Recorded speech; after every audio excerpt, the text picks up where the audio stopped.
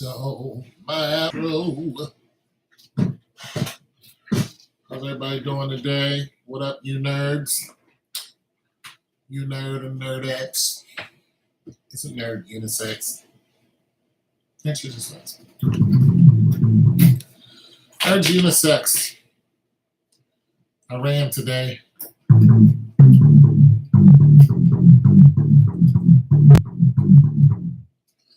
What up? What up?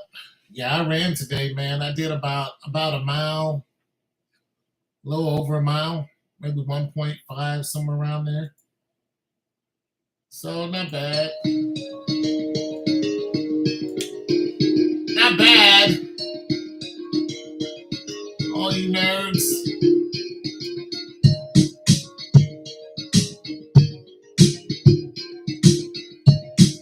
Yeah, I ain't doing too bad. I was huffing the whole way though. I surprised myself. It wasn't too bad. I had to stop and stretch out a little bit, but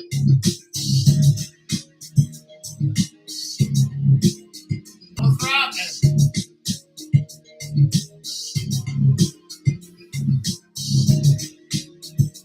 Smart. I don't know what that is. There's a lot of 10Ks coming up, but they're $35 each. I ain't paying $35. I'm not paying $35 to go out and walk with a bunch of people I don't know.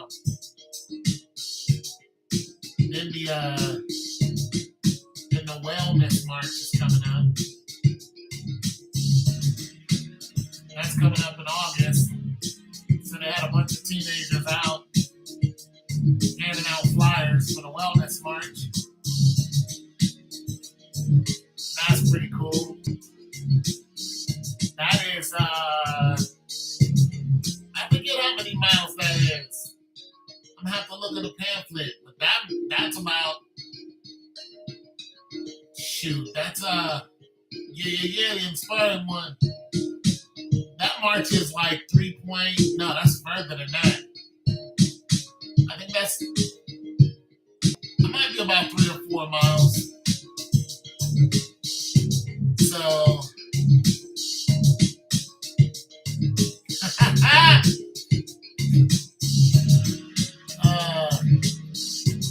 you're at 385 on 3.85 on what? Oh, miles on the treadmill? Well, do it then. Oh, okay. Yeah, there it is. My stomach is trying to get back because I've been doing crunches. I've been doing crunches in my chair, doing these. I've been exercising in my chair, but man, I've been getting up out of this chair. I know I got a bunch of pains, but I'm like, I gotta start doing stuff. So I've been out. I got out to today. Yeah. I got out to today. I'm still fat. There's no I ain't fooling myself. I'm still well overweight. But I got out there and huffed it today. It felt good, but my knees still hurt, so I can't run every day like I used to. You know what I mean? I can't do what I used to do. I ain't as, I'm as good once as I ever was. You know what I'm saying? I ain't as good as I was once, but I'm as good once as I ever was. Toby Keith. Yeah. Stay off the concrete as much as. Oh, bro, I'm telling you, that grass is the truth, bro. That grass is the truth. No, it is not. I tried to get in that grass, bro, but that grass is what makes you strong. You're running on that grass, boy. That grass will make you strong. So I got a whole route that I gotta do. It's 2 miles one way.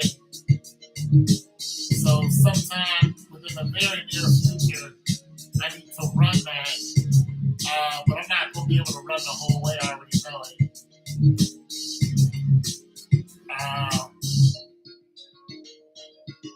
Yeah. So, well, it's a mile and a half down, a mile and a half back. So from where I'm starting, yeah, it's a mile and a half down, a mile and a half back. And it's all flat land, one straight shot. Yeah. Don't forget to leave me a like if you guys like the music or the conversation. That's all I ask for. I'm usually on here for 3-4 hours. And I don't get no love. I don't like that. I don't like that. So all I ask for is a little light going on just so other people can stop by and vibe out. It's not much. It's not much to ask for, you guys. Yeah, so just gonna make some music today, no big deal. Seeing how everybody's doing. Hope you guys enjoy the music. I know I do. I listen to how loud it is. So they're coming to work on my roof tomorrow. That's gotta happen. You know what I'm saying? My neighbors, a couple doors down, they got a big hole beside where they enter their house. Big ass hole there. And there's a bobcat sitting outside that the complex rented. And the city has just come by here. And so that's why you see that one short. That's the dudes from the city that came here. First, the fire station came by and they cracked open that fire hydrant and did some stuff with the fire hydrant, right? And I walked out there and I told old dude, look here, this place was flooded. It flooded all the way up to where my truck is, to where the engine is. And I showed him my truck. I'm like, yeah, there's a lot of water. He's like, listen, man, we had a bunch of cars that were actually stuck on the road that same day because they couldn't get through the water. So people with sedans and stuff like that, they could not get through the water. So it really flooded that day. I slept through the whole thing. By the time I woke up and came outside, it was all gone. But people said, listen, the water, I don't know if your engine's going to start, because the water was so high. And I was like, really? So I was telling old dude, he said, listen, you're probably going to have to go down to city council and let them know what happened. Well, a day ago, boom, these guys show up because the sewage was backed up. So I go out there, I see them, and I'm like, what's going on? He says, well, something has, got all backed up in there, and that's why it smells so bad. So they had to go in and put that pipe down there and suck out all the, the sewage and, take it and do whatever they're going to do with it. And now, it still smells, but not as bad. But the people who live like 4 doors down from me, and on the other side, they're not getting any water. And they say because the apartment that's next to them, whenever they turn on the water, they get no water. And whenever they try to turn on the water, even if the other apartment is not using it, it just comes out in little leaks. And now this apartment complex is arguing with the city on whose fault it is. And I'm saying all that to say that what these people here are doing, because they own a lot of property all over the world, actually, what they're trying to do is save these apartments here. But these apartments are old military apartments. They all look the same. They're old military apartments, right? Military families used to live here because there's a military complex right next to us, right? Now, what the city did was the city said to the people who own the apartments, just like this, like 0.4 miles from here, like a stone's throw away, they saw all of those apartments that are just like this, and they said the same. And they went to those people because they were having issues, probably the same issues, and they said, we're just going to just tear them down. We'll buy you out. So they bought that property, they tore them all down, and now they're putting a bunch of stuff over there. I made a video of those apartments over there and how it was all abandoned. They just suddenly came and said everybody has to leave. And they did the same thing with the apartments that are right across the street from me. Those were some really terrible projects. Really, really terrible projects. I mean, really bad over there. A lot of stuff went down over there. And they told those people who own those, they said, hey, it's got to go. So I knew those apartments were going to go because they kept boarding up and they wouldn't let people move back in. And then they just kept boarding up. You know, when people would move out, they would board them up. I was like, that's the beginning of the end. So what I think eventually is going to happen here within the next 10 years is these apartments are going to be, taking they're going to be out. This whole place is going to be leveled, and the city is just going to take it over, build something else on it. And because, they're not going to keep dealing with you saying, hey, it's your fault. And then the people who are paying for it, this guy's paying to live here, he's eventually is just going to say, let me out my lease and goodbye. I mean, they just had to let a woman out of her lease because she got robbed because some people climbed up the back of her shed, knocked her bathroom window in, climbed through that little ass window and took all her stuff. So they were like, yeah, we're going to let you out of your lease. Go ahead. So I think it's the beginning of the end for this place here, which is sad because it's a great location. But, I think gentrification has a lot to do with it too. So, and this will be my second time going through gentrification. I was kicked out of my other apartment because this gay couple pretty much lied on me. And when I confronted them in the street, they didn't want no smoke. They were like, just leave. We'll give you 45 days. Here's your money back. Just leave. So I left. I could have held on there, but I said, you know what? I'm going to go. So there's a lot going on here as far as what's going on in my apartment complex, but they're getting rid of people and they're putting nicer spots in here, then they're jacking up the rent because that's what they did across the street. Those apartments across the street were raggedy as hell, but now there's a whole brand new complex and it's like $1,200 a month to live there. So yeah, it's a health hazard. And when you look at these apartments, even though they just spent a bunch of money putting these new windows in, it's a wrap. Once the sewage starts going, it's a wrap.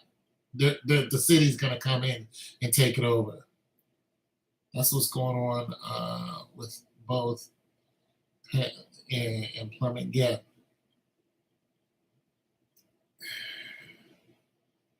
No, they didn't want to smoke. So it's gonna be so this place is pretty much getting ready to go bye-bye. Anyways, let's make some music. I know I'm gonna have to, I'm gonna find a different spot, but things are coming together. Hopefully I had another company contact me today for a temp job.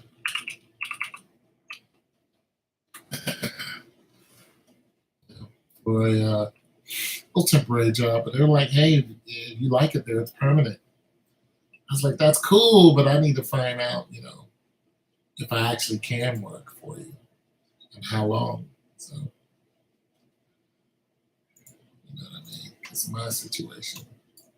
I don't want to give up my, my steady income. I don't want to give up my steady income, not unless I'm about to be seriously compensated. I'm talking about, 70, 80,000, something that I could, hold, and something that I like. Other than that, I'll just be poor, and I'm okay with that. But if I'm going to get back out there, I got to full time. Yeah, you got to pay me. Tone ain't playing. Anyway, so music. How's everybody doing? Got a few people on. Don't be afraid to introduce yourself. My name is Ho. H to the OV.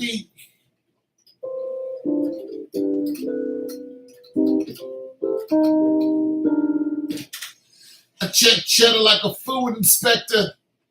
Yeah, I'm gonna go back to school too, so I can be a food inspector. That's actually what I want to be.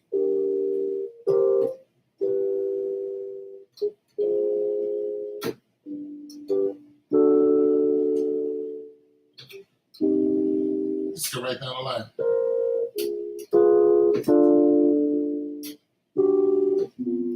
That's off now.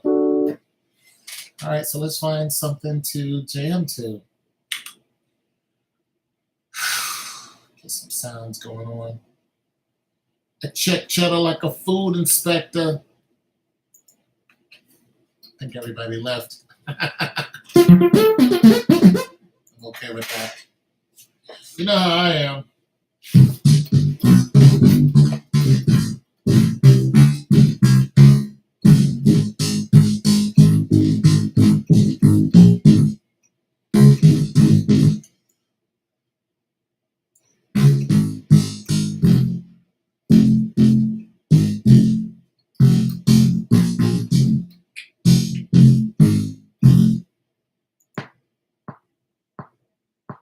That's too slow.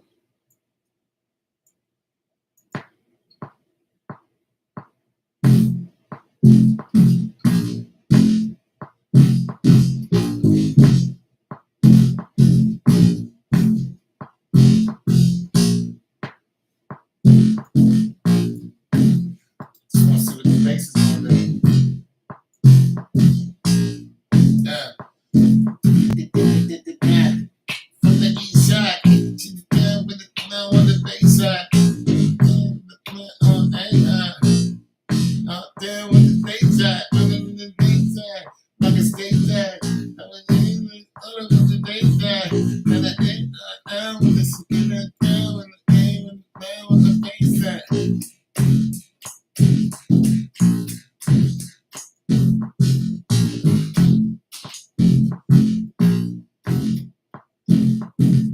What a dope man. Down with the dope man.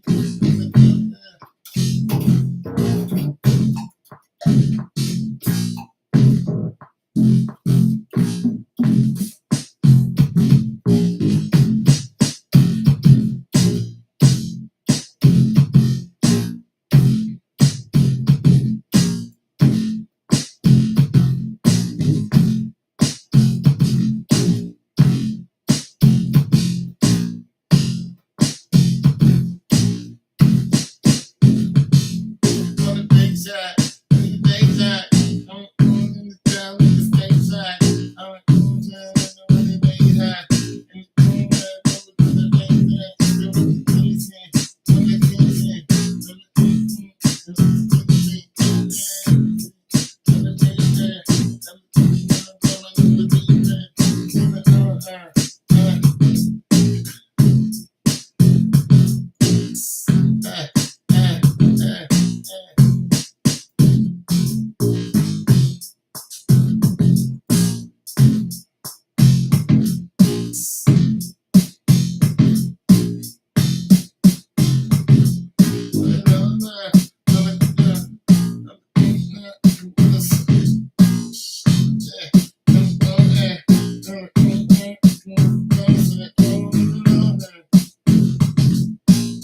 Sounds like an Ice Spice or Gorilla Beat. It's gotta be hard. It's gotta be a different bass than that.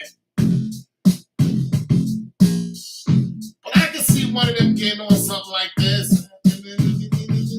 Yeah. I can see one of them getting on something like that.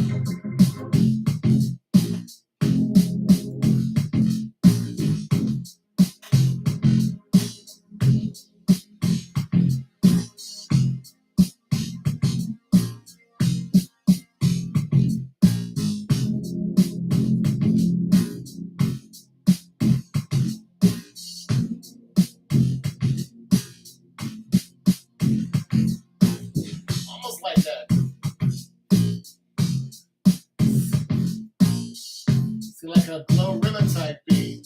I would have to pick something that's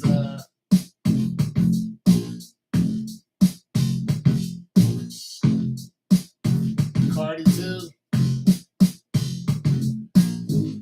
Let me see if I can pick something that's not a string, but it have to be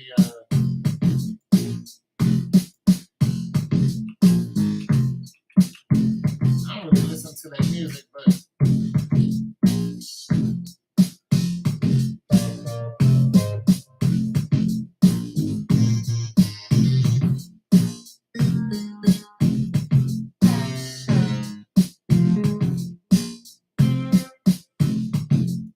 I actually like Lizzo's music.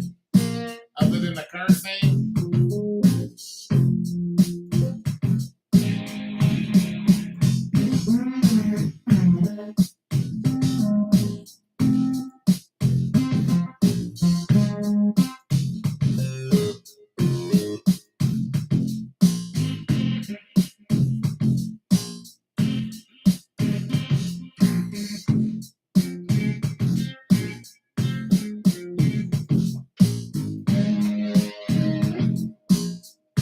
to each his own.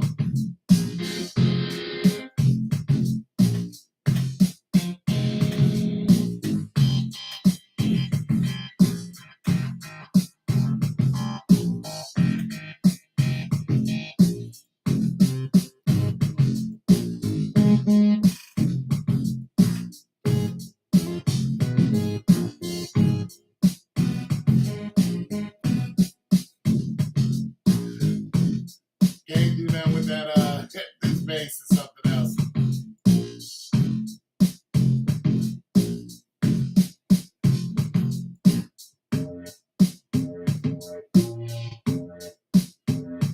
I can't work with it.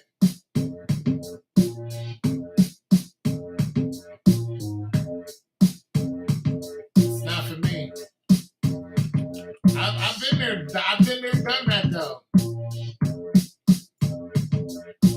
You know, I ain't tripping.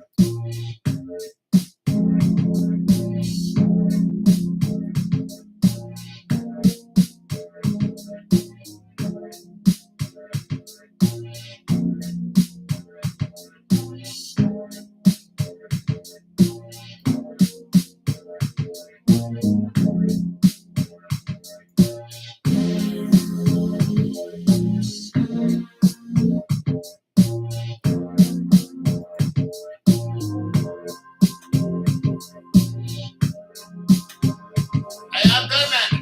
My girl was bigger than hers.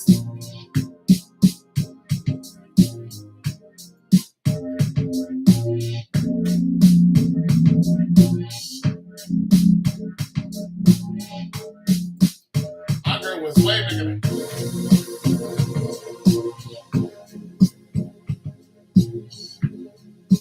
I've been there a couple times.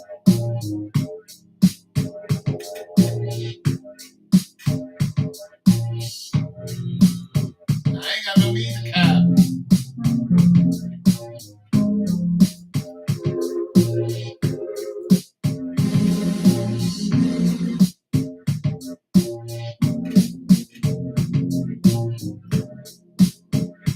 Bigger than her. Beautiful too.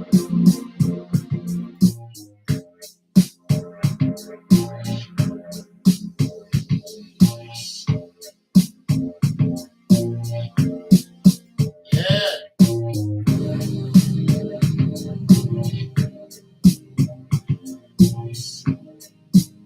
yeah. Prettier than Lizzo.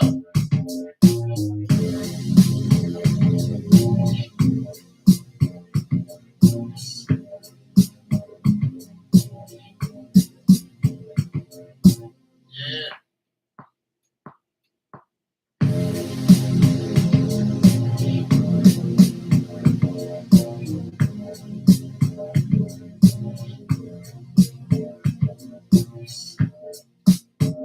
yeah. Bigger, prettier than Lizzo. Bigger than Lizzo. I almost married her.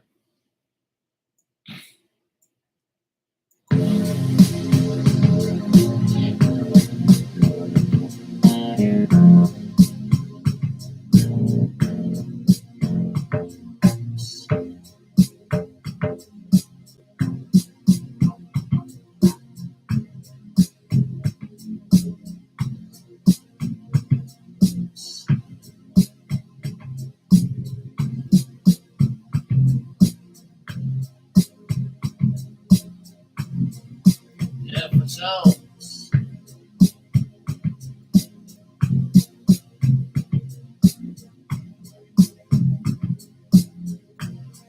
Yeah, Tom was on it like that.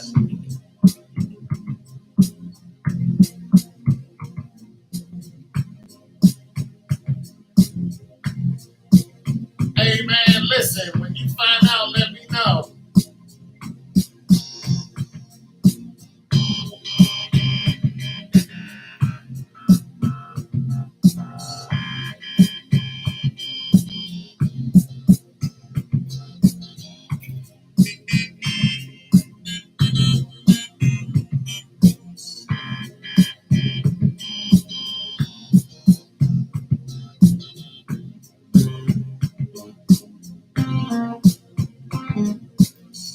Yeah, let me know.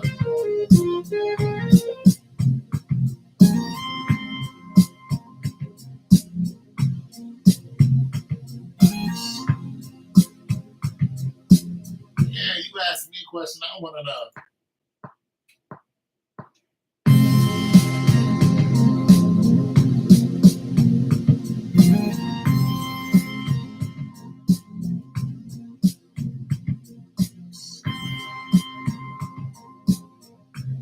Sure.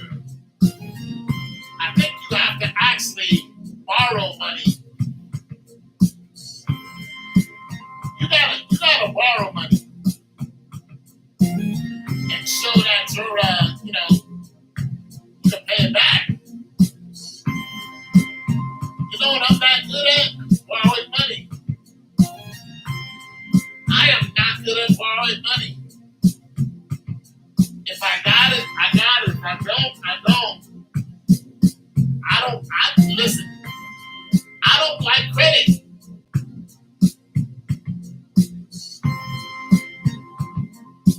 I don't like credit. Yeah, I don't like it because I don't like debt. I don't like owing anybody. I don't want to think about it. You owe me, I don't know, you got plus interest, 14%, 14%.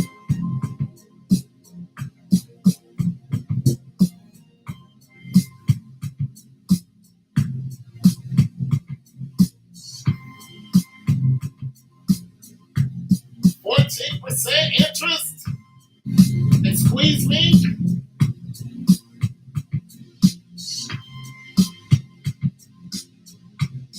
Wasabi?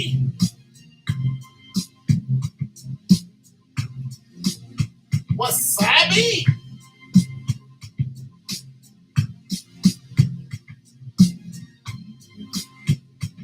%14.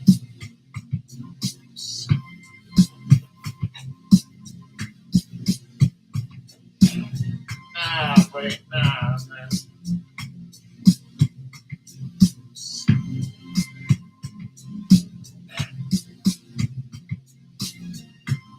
Let me borrow $1,000, B.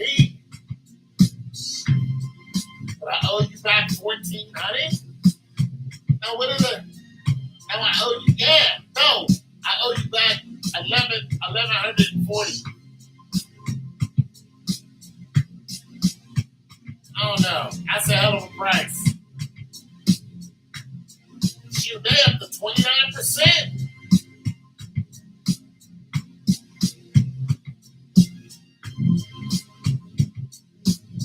I don't know about y'all, but I like this beat.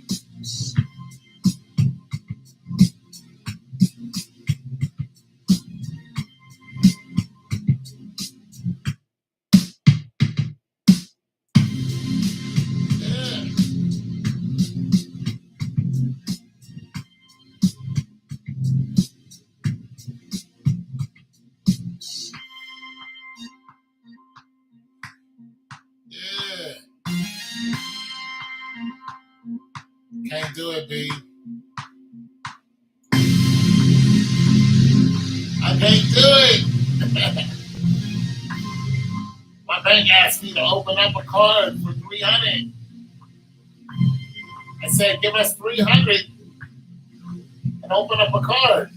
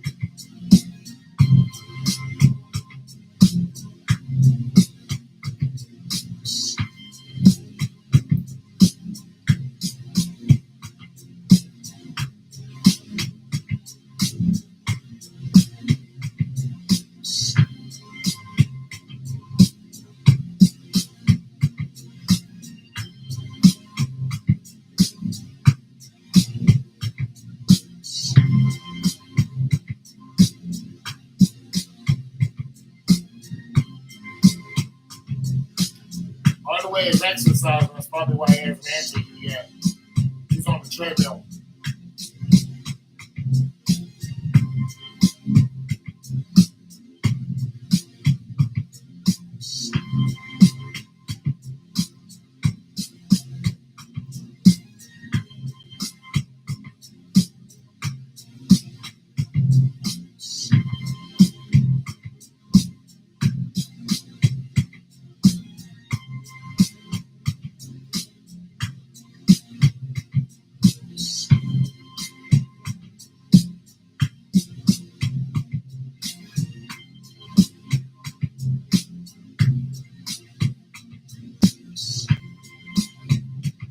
$30,000.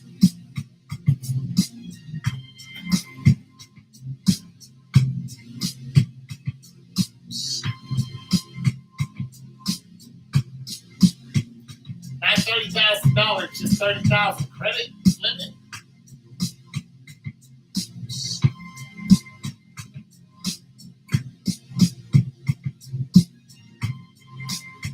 At this point, well,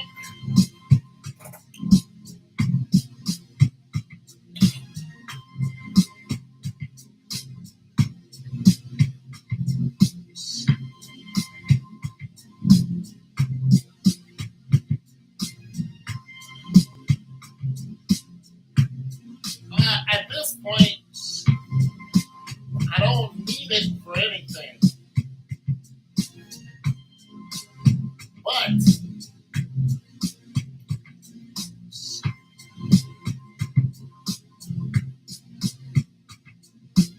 I mean, yeah, at this point, I don't need it for anything. But what I could do,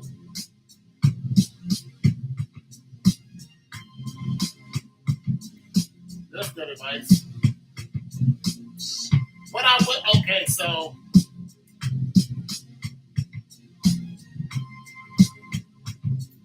I might take 1,000. No, I might take $3,000 and buy vending machines. I might buy about 4 vending machines. So in between $3,000 to $5,000, I would just get a vending machine business started. I take $5,000 and do that. I would test out the market. That's what I would do. I take $5,000, go and buy, 3, 4 vending machines. Bam, get everything going, and see how that works. But I wouldn't use the whole $5,000. I would just take $5,000. The other $5,000, the other part of the $5,000, I would just sit it in the bank. So it cost me about $3,000 to get it up and running. $2,000 I'd hold on to. I take the $2,000 and I start making the payments on what I owe. So I'd start making the payments on the $5,000 with the $2,000 that I had just sitting there, because I know that my vending machines aren't going to make they'll make money in the first month, but you still got to get past some of your other costs. Just some stumbles, hurdles you got to get over. Uh, how much it costs to fill them up and stuff like that. The orders. So you're probably not going to make any money for about a month or two.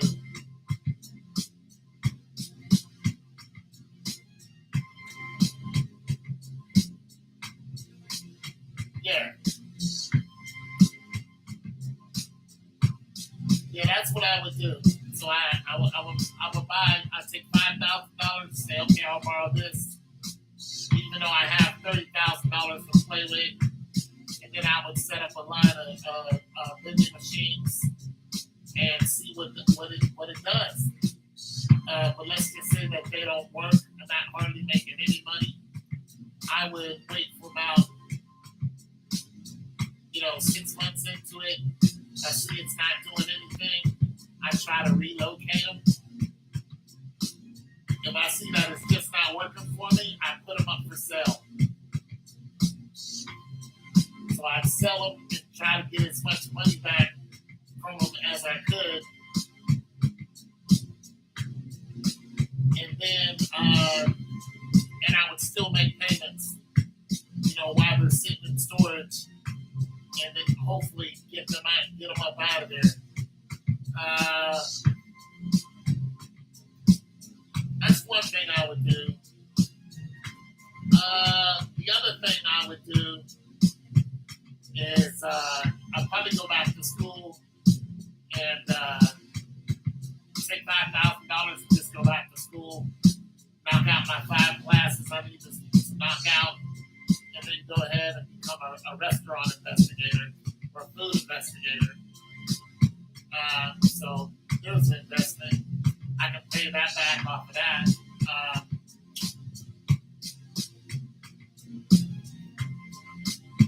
Yeah.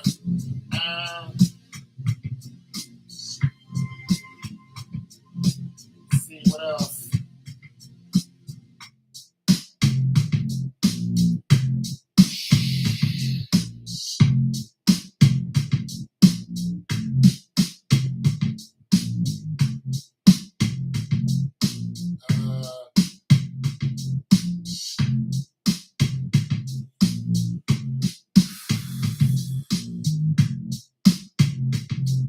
I wouldn't buy a condo or anything. If I did buy anything, I would buy me a plot of land. But I would buy a. I don't even know if I'd do that. I might buy a double wide, something that's already, in the land up under it. Yeah.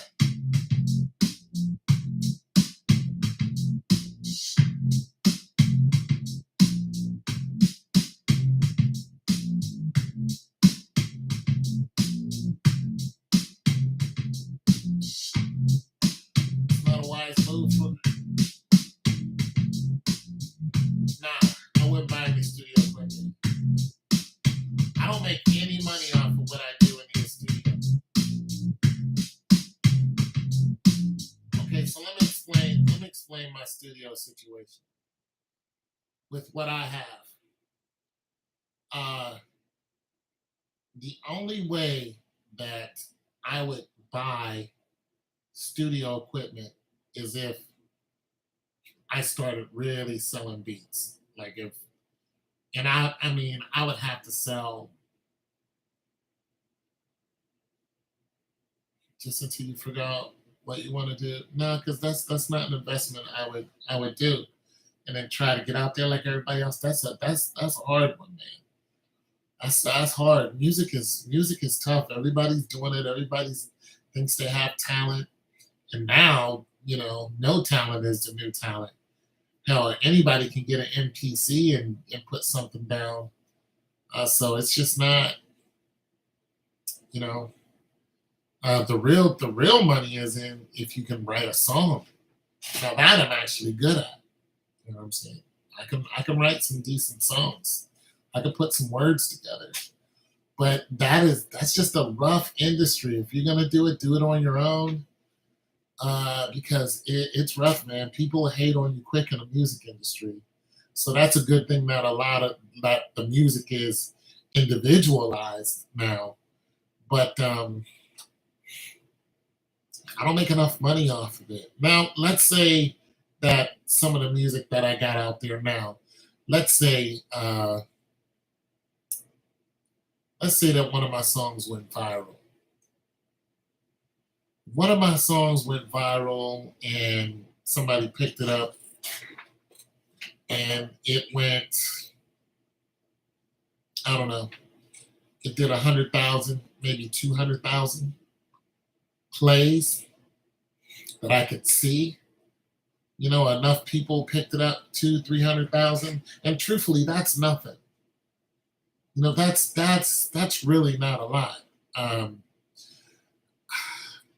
but 300,000 spins. Then you have to look at what would come out of that. Depends on the distributor I go through. If I went through CD Baby and those spins came from online, CD Baby gets 30% of that right off the rip. Plus, the taxes, on that, which is 7% because I'm in Ohio. So I would lose 37% of whatever's coming offline, just online. You know what I mean? And it takes so many spins just to equal a dollar. I mean, it's rough, but let's just say that people bought $100,000. If people bought, let's just say people bought 10,000 copies of one song that I had. Uh, After taxes and all, yeah, I'd probably do it after that.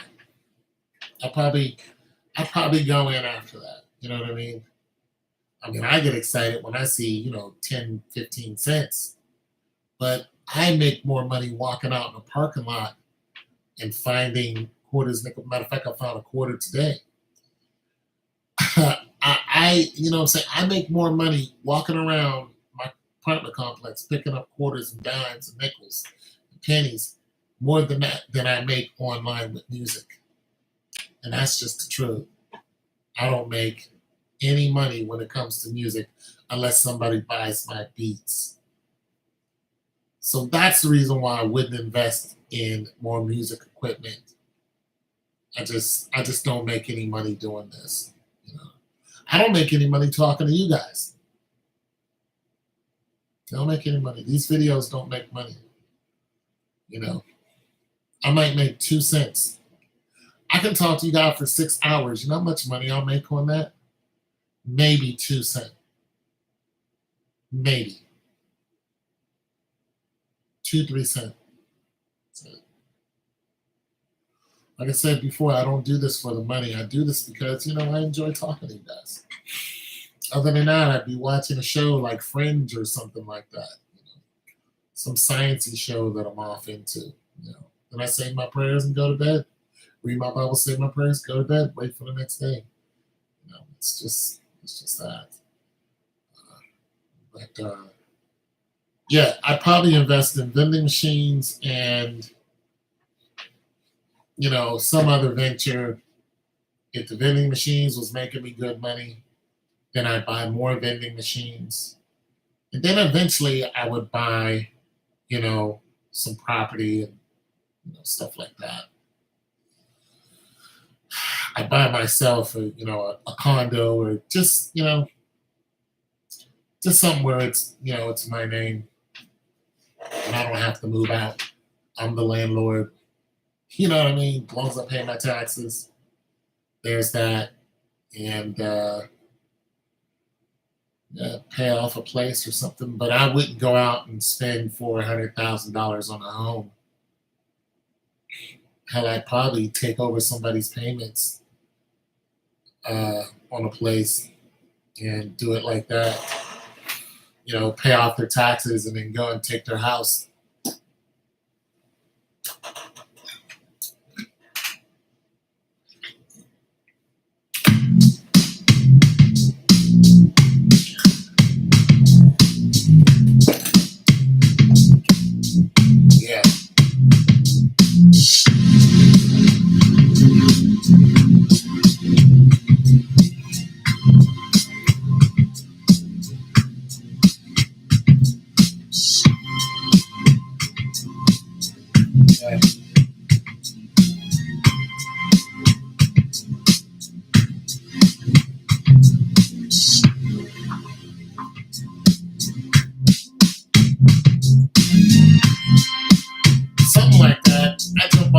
couple businesses. No, I could probably get a $30,000 credit. That's true. I could probably get a $30,000 credit. And I'm gonna tell you why.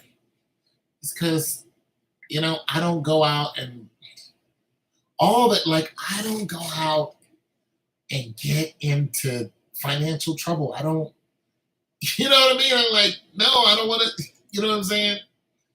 So could I actually get that kind of a? I'm pretty sure I could. But I do not go out and just dive into. Like I don't want. Like I admire. Well, some. I got a friend. He's in his 40s. He has a house and he rents out. Okay, so he has a house and he rents the house out and he lives in an apartment. You know what I mean? Really cool guy. He just bought a washing machine off of me. But he went through some when that COVID hit, oh my God, he couldn't get any money. He was struggling. He was struggling when that when they was like, man, you ain't gotta pay. And even before that, these people didn't want to pay him. He had asked me once, he's like, can you help me get these people out of my house? He wanted me to set them out. I was like, no. I know I'm a big guy, that's why he wanted me to help him, but it's different when it comes to setting people out. You gotta get the sheriff to do that. Because the sheriff can, come there with weapons, and if they get into it with the sheriff, that's your whole ass. You know what I'm saying? Me, I'm just a guy telling you to get the hell out. They can meet me with force. And, then I got to fend for myself, and I don't have any recourse other than to defend myself. So I don't want to walk into any of that. Now, once they're gone, can I help you get the stuff out? Absolutely. You pay me, I'll do it. Yeah, you give me a couple dollars, I'll come over there in a heartbeat. But to just go and demand somebody get out, no, I'm not that guy. I can't help you with that. You got to get some legal guys who can call the cavalry in case these people act up, because they're going to act up. So, I know a young lady, she's a landlord. She's like, I'll never be a landlord again. As a matter of fact, she had her family just go ahead and move into her spot because the people that were living there tore the spot up. Tore it up. You know what I mean? She's like, no, I'm not doing that. I'm not doing that no more. They tore up my spot. I had to fix it up, blah, blah, blah, blah. You know what I'm saying? These are some black people I know.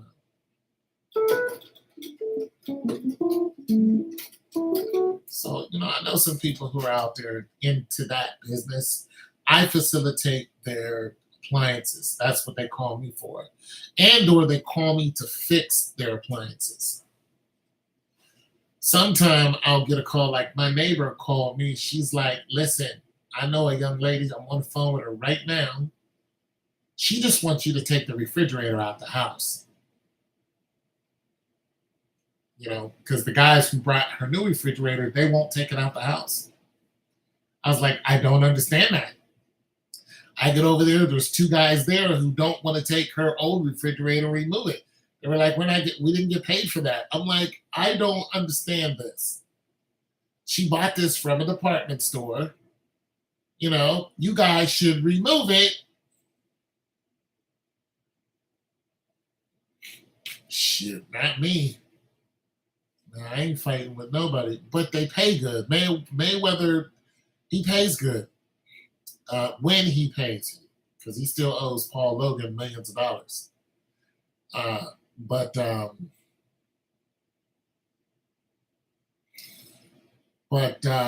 yeah, so that's what I'm known around here for. People call me, hey, can you do this? Can you do that? And then I give them my price, and then they're like, that's a good price. I'm like, I know it is, because it's cheaper than what it costs you for somebody else to do it. But I'm a one-man band, so me taking out a double wide out of your house and you got, 7, 8 stairs to go down, that's just to get it to the door. I got to do that by myself. You know what I mean? All the heavy lifting, it's on me. So there's not another guy there. It's just me doing it. And you may have to help me, get some stuff out the way. But when it comes to getting it down those stairs, it's me doing it at 55. You know what I mean? I'm not bringing the team with me. It's me. I'm going to get it out of your house. And I did. So it's a challenge to get those things down the stairs and out the door without, cracking a few things. But being that, I've been doing it for a couple of years, I'm not too bad at it. I take my time. I strap them in real good. And, I do some praying. Because they're almost, they're like 285 pounds, 300 pounds going down your stairs. And all that's holding it is me, going down this, God, dang, dang. Then it gets stuck in between the last stair because of the dolly in the wall. And I got to try to finagle that thing to get it to drop down the last stairs and then head towards the corner of the door, then pick it back up some kind of way just to get the edge of it to get over the tip of the door and then turn that without crushing my fingers and drag that out the door. I mean, it takes a minute but it's one person. Two people can get that, a lot easier. But when it's one person, it's just a chore, you know. But I'm known for doing stuff like that. And Tone is 55. But I tell you what, it keeps you young when you feel that weight. When you feel that weight hit that first stairs, you're like, oh, I'm in it now. Like when you hear that first boom, you're just like, oh snap, like it's for real. Like you gotta hold on, you gotta you gotta catch an attitude with a little bit, but you better respect it because it is heavy. And it will get away from you. You better respect that weight.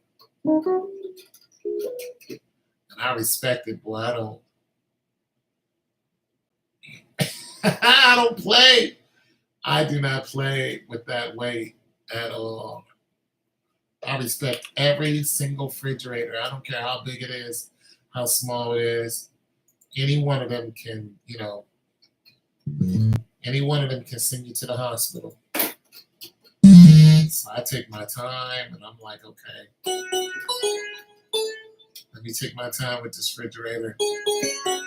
And now I'm at the point I can pick one of them up. I don't mean with a dolly. I can take one of your basic refrigerators, the basic white ones, it's about 70, 69 high and 28 wide. I can lift one of those off the ground with just my hands. Now I haven't, but I know that I can because I know the weight of them. I know the weight of them. I know that if I needed to, I can take it and that's awkward as hell, so I don't recommend it. And I'm never going to do it. But I know that I can pick that damn thing off the ground. And, because I can pick up a washing machine. And I know a washing machine is close to that weight. Dryers are a lot, easier to pick up. But a washing machine, I can pick a washing machine right up off the ground. And sometimes I don't even drop the gate to load it. I don't even put my gate down to load it. I'll just pick it up and just put it on the, Now, my back hurts after I do it, but I can't. And what I'm saying is I can.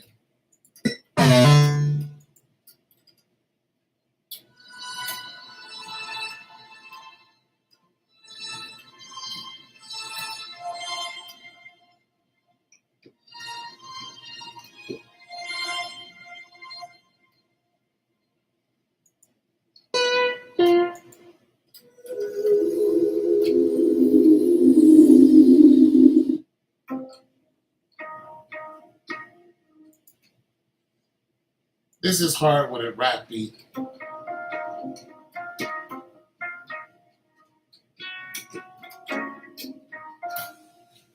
Find a good little.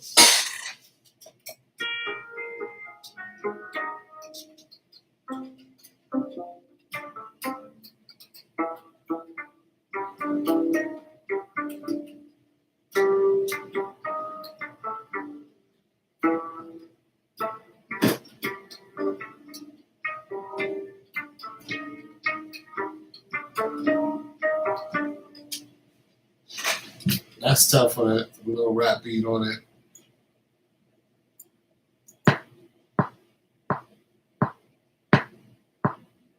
I have to go.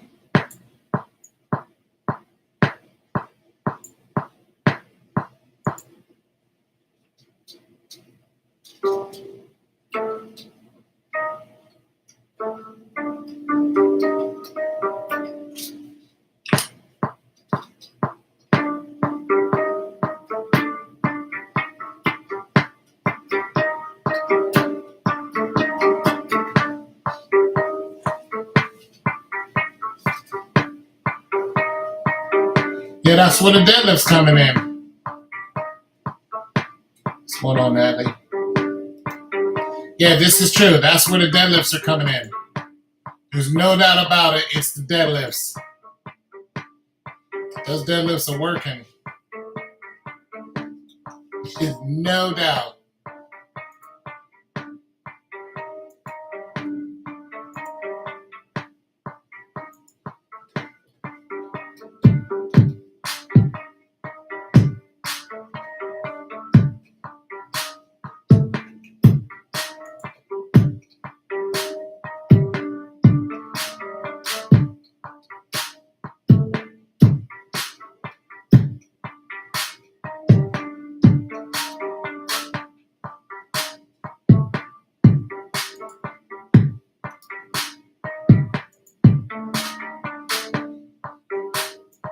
The Asian style.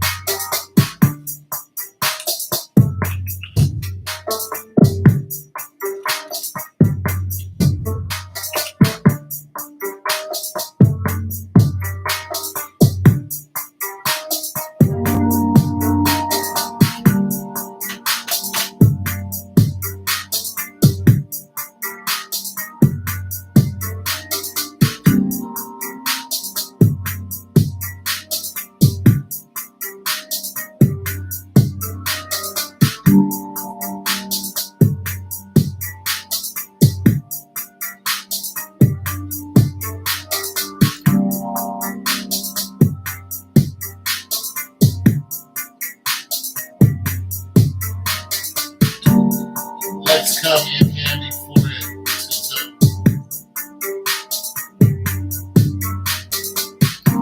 Oh yeah, there's no doubt. No doubt. No doubt about it.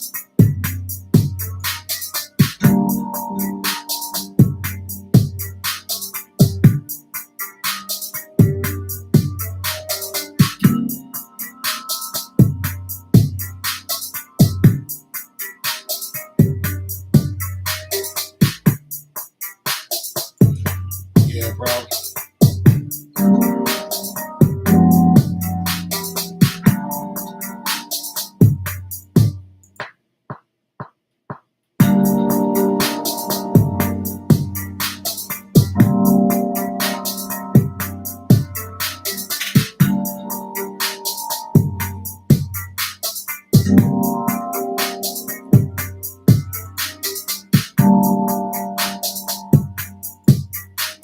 Yeah,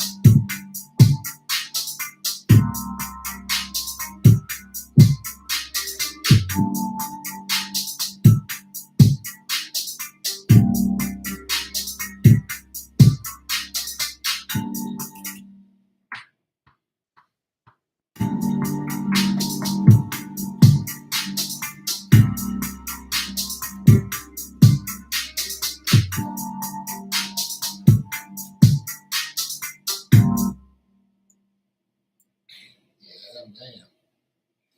I was doing 9 plates plus 120, 125 on top of leg press.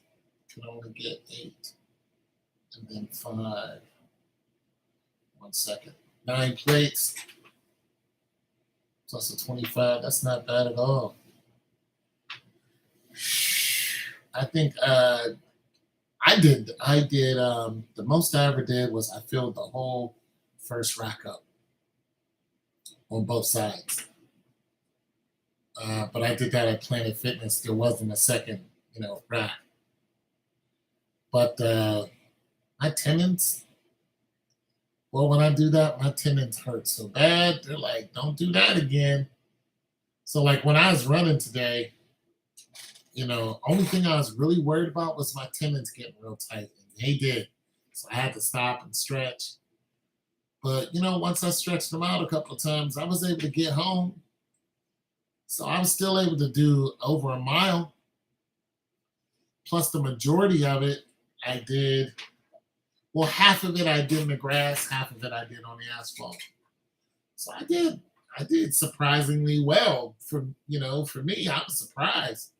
It's like, okay, I'm not dead in the water coming home, but when I tell you I was jogging real slow, I was jogging real slow, but I was happy with my little slow. You know what I mean? I was elated with my little slow stride, my little chuck, uh, uh, uh, uh. Yeah, bro, that's a lot of weight. Yeah, I was happy. Like I said, if I can, I'm going to GNC tomorrow. I'm gonna see what they got in the tune of muscle relaxers. See if I can get a couple of those going on.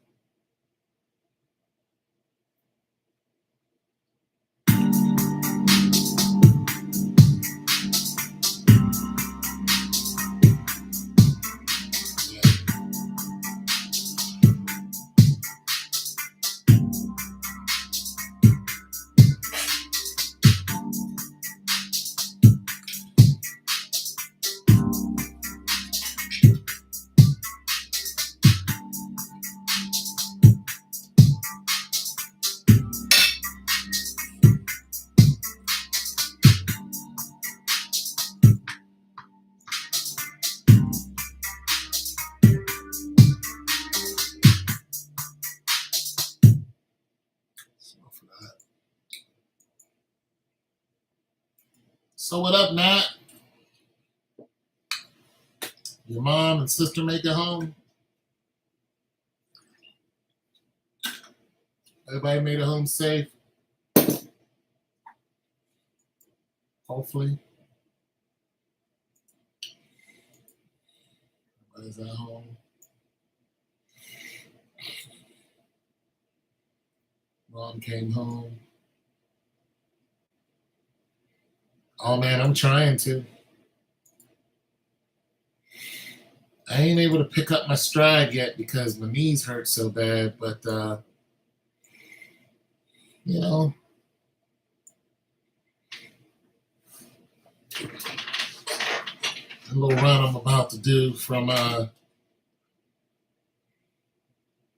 next week.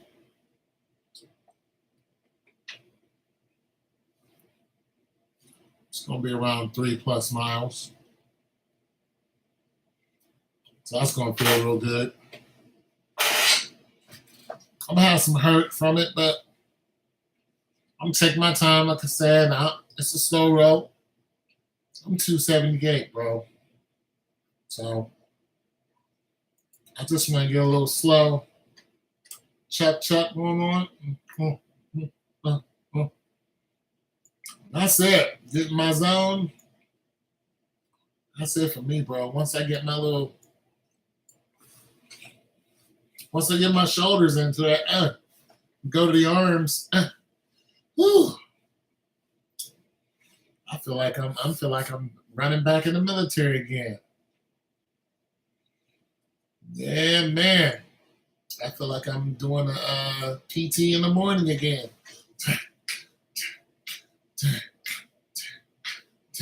Tell you what, that rhythm that we did in PT at like 4 in the morning running, I'm telling you, you never forget that in your life. It is amazing what that sounds like and seeing hundreds of people doing what you're doing.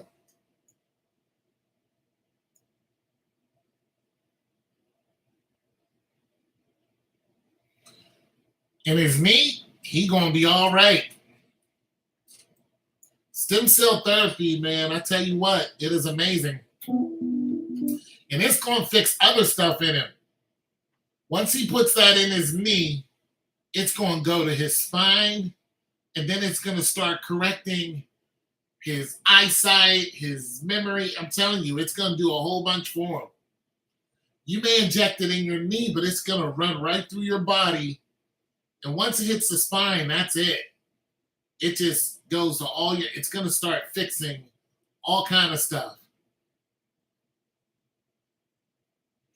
Yeah, that rhythm in the military is amazing. You'll never forget it.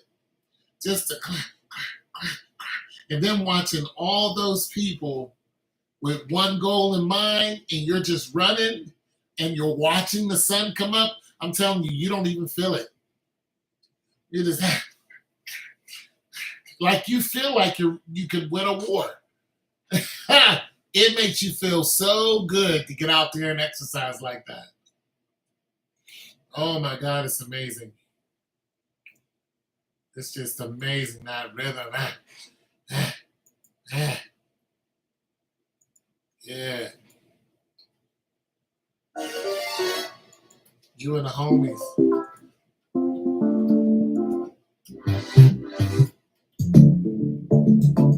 You and the homies just out there.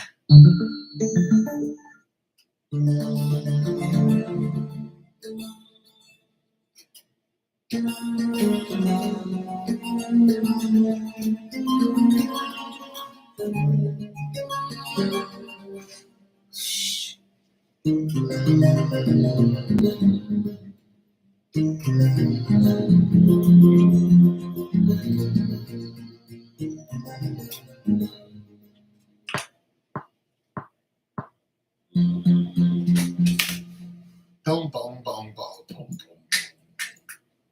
Oh, here comes something. I can feel it. Yeah, I missed that, man. But that's one thing that keeps me going. Just that little. Well, that's great. They came home. Yeah, well, gotta have that.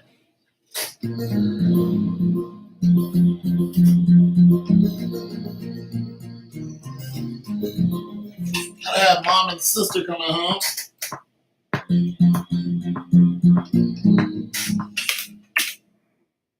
Gotta have everybody home safe. Mom, sis.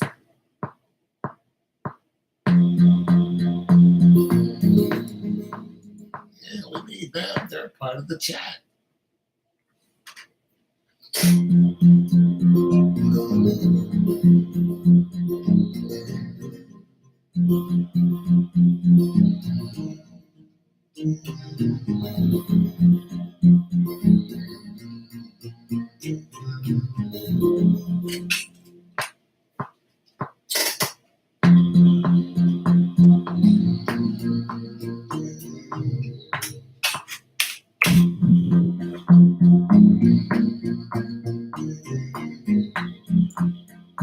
Yeah, they're a part of the chat. Just like Hardaway's family, it's part of the chat. How the kids doing? How the wife doing? Part of the chat.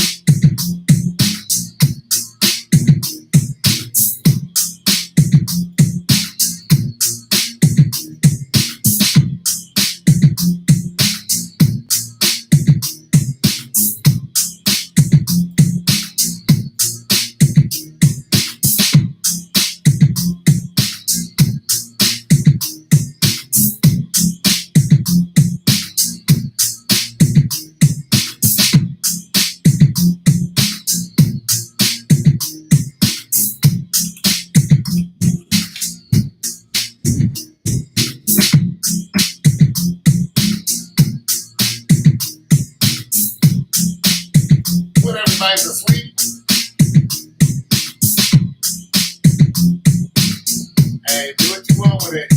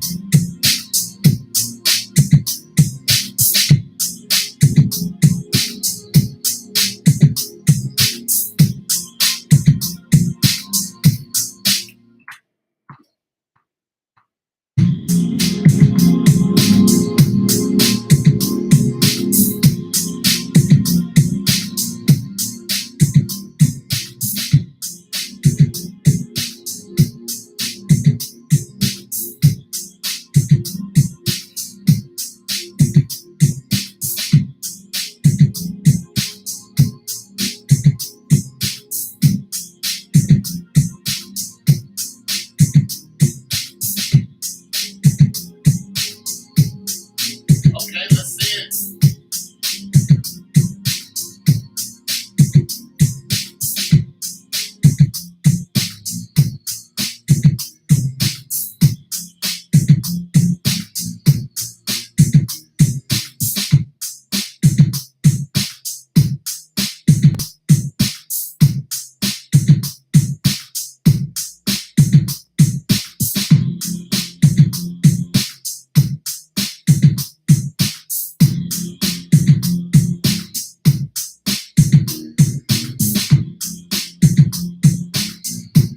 Yeah, let's see it. It's time for all the super fights. And the 140 to 135, nobody can hide anymore. Hey, listen, once Tank fought Garcia, it was over. Nobody can hide. We've been waiting for the super fights for way too long. Everybody's getting old. Bud Crowley, those guys are 30. They're like 32. These guys are not 22 coming out and they're 32 years old.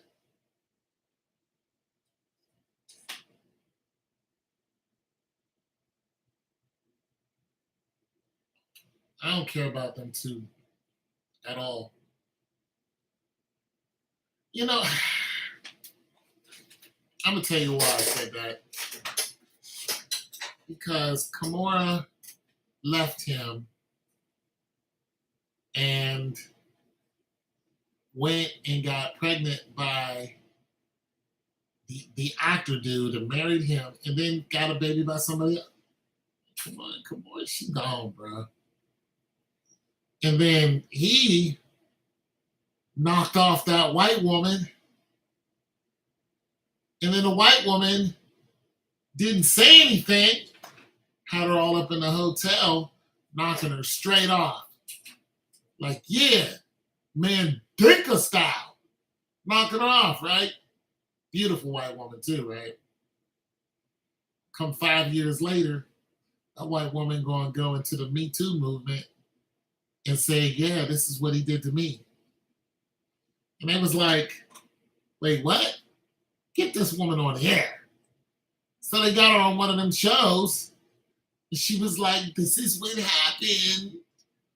And what's really crazy is it all sounded like it was consensual. So what did he do? He left the country. He's like, no, you're not about to hem me up. And it was consensual, white lady. She's about to hem him up. She's about to put him in jail. He was like, no, I'm leaving the country.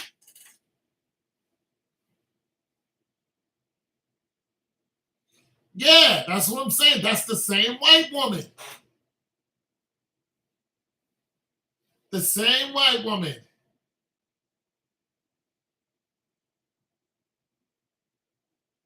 Yeah, he in trouble.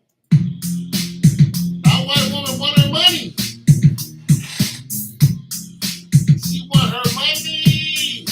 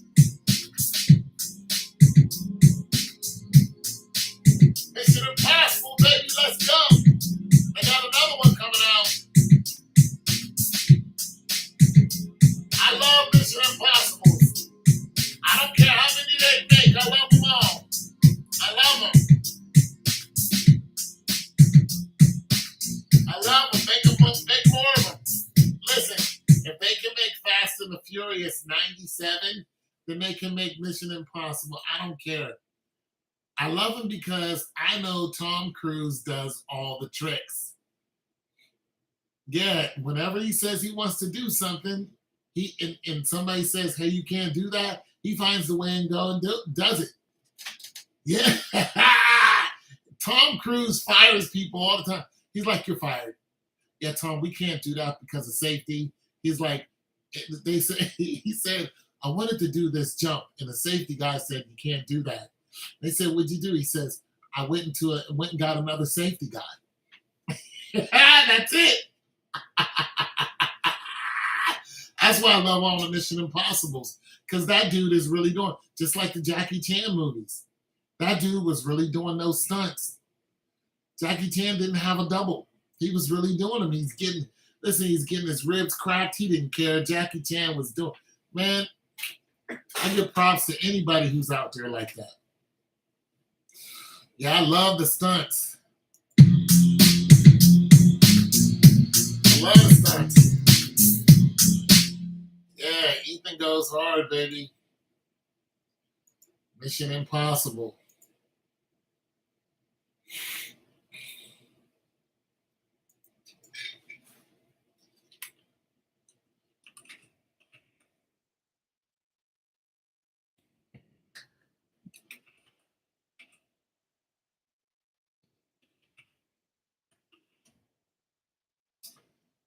Hey, Hardaway, you think that a single man and a single woman can be friends without,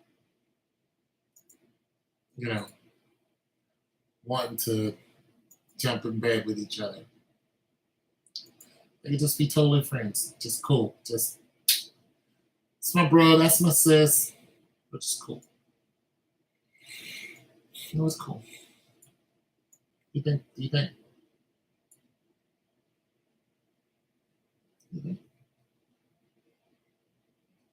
Ocean's 11, not to me. I stopped watching Ocean's 11 when Matt Damon's mother was the head of the CIA or whatever that was, and they got out of trouble. That was it. That's the last time I watched an Ocean's 11. When they came around the corner and he said, "Mom," that was it. I was done. It was finished. I never watched another one. I ain't bothered. And I like the Clooney.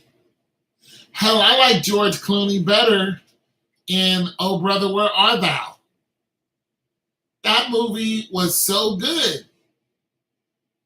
I like Clooney a lot better in that, but I don't listen. I do not like when white people show how white they are. When they show that they have control of everything, I don't watch it. Like I was watching, I think it's called The Queen of England on Netflix, and it was going through, it was some historical facts. So I was watching it, and they went into Africa, and it was cool. But when they got there, because they were on safari, and they colonized, so on and so forth. But when they were leaving because the king died. So that means Elizabeth had automatically became queen. And while they were leaving, one of the servants kissed her feet, and they showed it up close. I never watched it again. Because I knew it was just, they were just trying to show how superior they are over black people, and it's not even close to being the truth. It's nowhere near close to being the truth. So I can't do it. I'm not kissing your, no, I can't. You were trying to say that black people should kiss our feet because we're more superior than you. And you kiss my ass with that. I ain't having none of that. Kissing your damn feet. I mean, listen, I'm a humble dude, but I'm a humble dude to any race if I respect them. But as soon as you are disrespectful, I'm not humble anymore. You can go fly a kite. I care less. So, there's just some shows I can't watch when they're just too white. Like, and Matt Damon is one of those characters. He's always playing the super white. Like when he was in forgot what movie it was, but he was an agent, and they said, the one dude said, the niggas got their music, you know, what do you have? And he said, the United States. That was it for me. That's it. I don't watch stuff like that. Because I just don't. And when it comes to technology and stuff like that, like I watch that stuff, but or espionage, some of that stuff I'll watch. But when you're just like, yeah, we're better than black people, I don't get that one. Like I don't watch Tarzan. Like if I had children, I would never let them watch Tarzan. Never. Or even the movie with the blue people. What was that movie again? When when the white people find another planet because they destroyed the one they were on. They took all the resources, then they came to another planet, found a bunch of resources, and then start killing all the Indians. Well, that don't sound familiar at all, does it? And then the Captain Save a Ho, or I'm gonna save all the Indians. This dude becomes Druk Maktau, and he's the only one that could ride this magical bird that's larger than all that was superiority at every level. You came to their planet, you start killing them, you kill their tree, you just start murdering everybody, and then you bang out the queen, the best, the it chick who's supposed to lead with the king. You go bang his woman. You mated with this man. She bangs him out, and then he rides on the super bike. Man, get the hell out of here! Get the hell out of here with that bull crap! All that. James Cameron, eat a man. All that was we're better than black people. It's all that is white superiority. And he's the leader. He becomes the leader. That was freaking Tarzan. That's what that was. That was the British coming to Africa. That was Tarzan. When you really look at it, that was Tarzan. And I'm telling you, the dude at the end that they killed, the one that was fighting with the robot, the sergeant dude, he says, look at you. You think you're one of them? I started to be on his side. I was like, I'm on your side because you know exactly who you are. You are convinced in your mind of who and what you are. But this dude jumps into an avatar and he's acting like he's one of them and he knows he's not. He like, no, this is not your, no, get out of here. So I'm with the one dude who was fighting with the big cat. You know what I'm saying? Fighting against the damn cat. You know what I'm saying? I was mad that the cat died. But the one dude sitting there acting like he was, I wasn't for him. I'm like, no, I hope he kills you. I hope you die and go back to where you're from. Get out of the Luke Mock time. Eat a dick. I can't with some of these movies and the way they're all drawn up. I can't. I just can't. Why does Ariel fall in love with a white dude? You made her black. Ariel's black. I'm gonna tell you something. The Princess and the Frog, if you ever seen it, The Princess and the Frog, you know what? Let me stop right there. What are they? Nah, because I think he's European too. I'm like, we got all these princesses, but we ain't got no black princes. We ain't got no, they're all European looking. They don't look like black people. Like, it just like, listen, I didn't watch The Mermaid. I care less. But I'd rather the Little Mermaid be a little white chick like she was. I don't want to see black people getting remixed into something that I don't, because I'm disgusted that Gerard Butler was a prince in Egypt. How did him and the Game of Thrones dude, Jamie Lannister, become princes, become gods? They called it gods of Egypt. These two were gods. These two white people were God in Egypt, in Africa. Gods. I was like, how does this? See, they want you to just eat this stuff up and say, hey, it's just fantasy. No, you guys really believe this. You guys believe that the people in Africa who built the pyramids were white. You believe this. And then the people who are actually supposed to be Egyptians now, you cannot tell them that the people who built the pyramids were Africans. They listen, that's why they got on who's it, Kevin Hart? He said the original people who, from Egypt, he said they were black. And they were.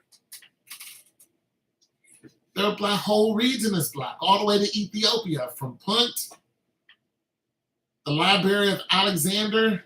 It wasn't called the Library of Alexander, but Alexander conquered it. It's the greatest library ever. That wasn't his life. He didn't build it. He conquered it. The Egyptians were originally conquered, and then the Muslims, the Arab nations came in and took over, and now they're like, we're Egyptians. No, you are modern day Egyptians, but you didn't build this. You didn't build none of it. You guys didn't build. As a matter of fact, you and the Europeans came in and tried to destroy it. That's why some pyramids are actually, torn down, the smaller ones. You look at the tops of them, some of them have holes in them because they tried to blow them up. Because the Muslims came in and tried to blow them up, tried to tear them down, but it took more energy to get rid of them. They were like, we just don't have the energy to, it would take us long just to, so they stopped. Other ones were digging for gold. So one guy came in and he was from, he was European, but he came in, he's like, I'm going to, find gold in here. And he did. He's like, I'm going to tear a bunch of these down. But he was aiming at the smaller pyramids.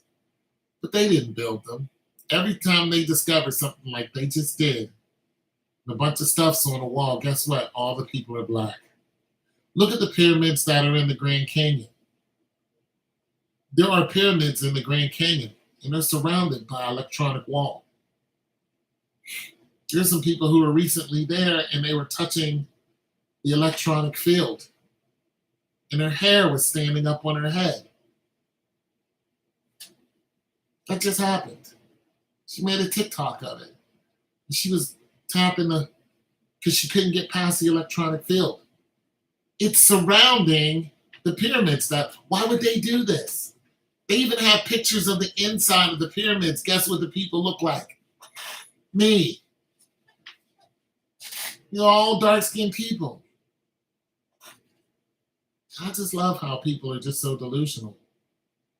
But, so I don't, that's why some of these movies I hate to go on a large diatribe, but that's why I can't stomach some of these movies, because I know it's just white supremacy. It's, listen, if I'm going to watch something on white supremacy, I know that it's white supremacy going into it. Like when I watch Matt Damon play, who's he? Well, he's the agent. What's his name? Whatever, and they're always looking for him. I forget the name of those movies. Jason Bourne. Like, well, I know it's white supremacy when I watch Jason Bourne. I watch that movie because I want to see all the governments do all the little government stuff, and They're chasing one man. Plus, I love the martial arts. I love the hand-to-hand combat. Jason Bourne is supposed to be this great martial artist. And when you look at the hand-to-hand combat that they're using, you can usually pick apart what kind of, what it is that they're using.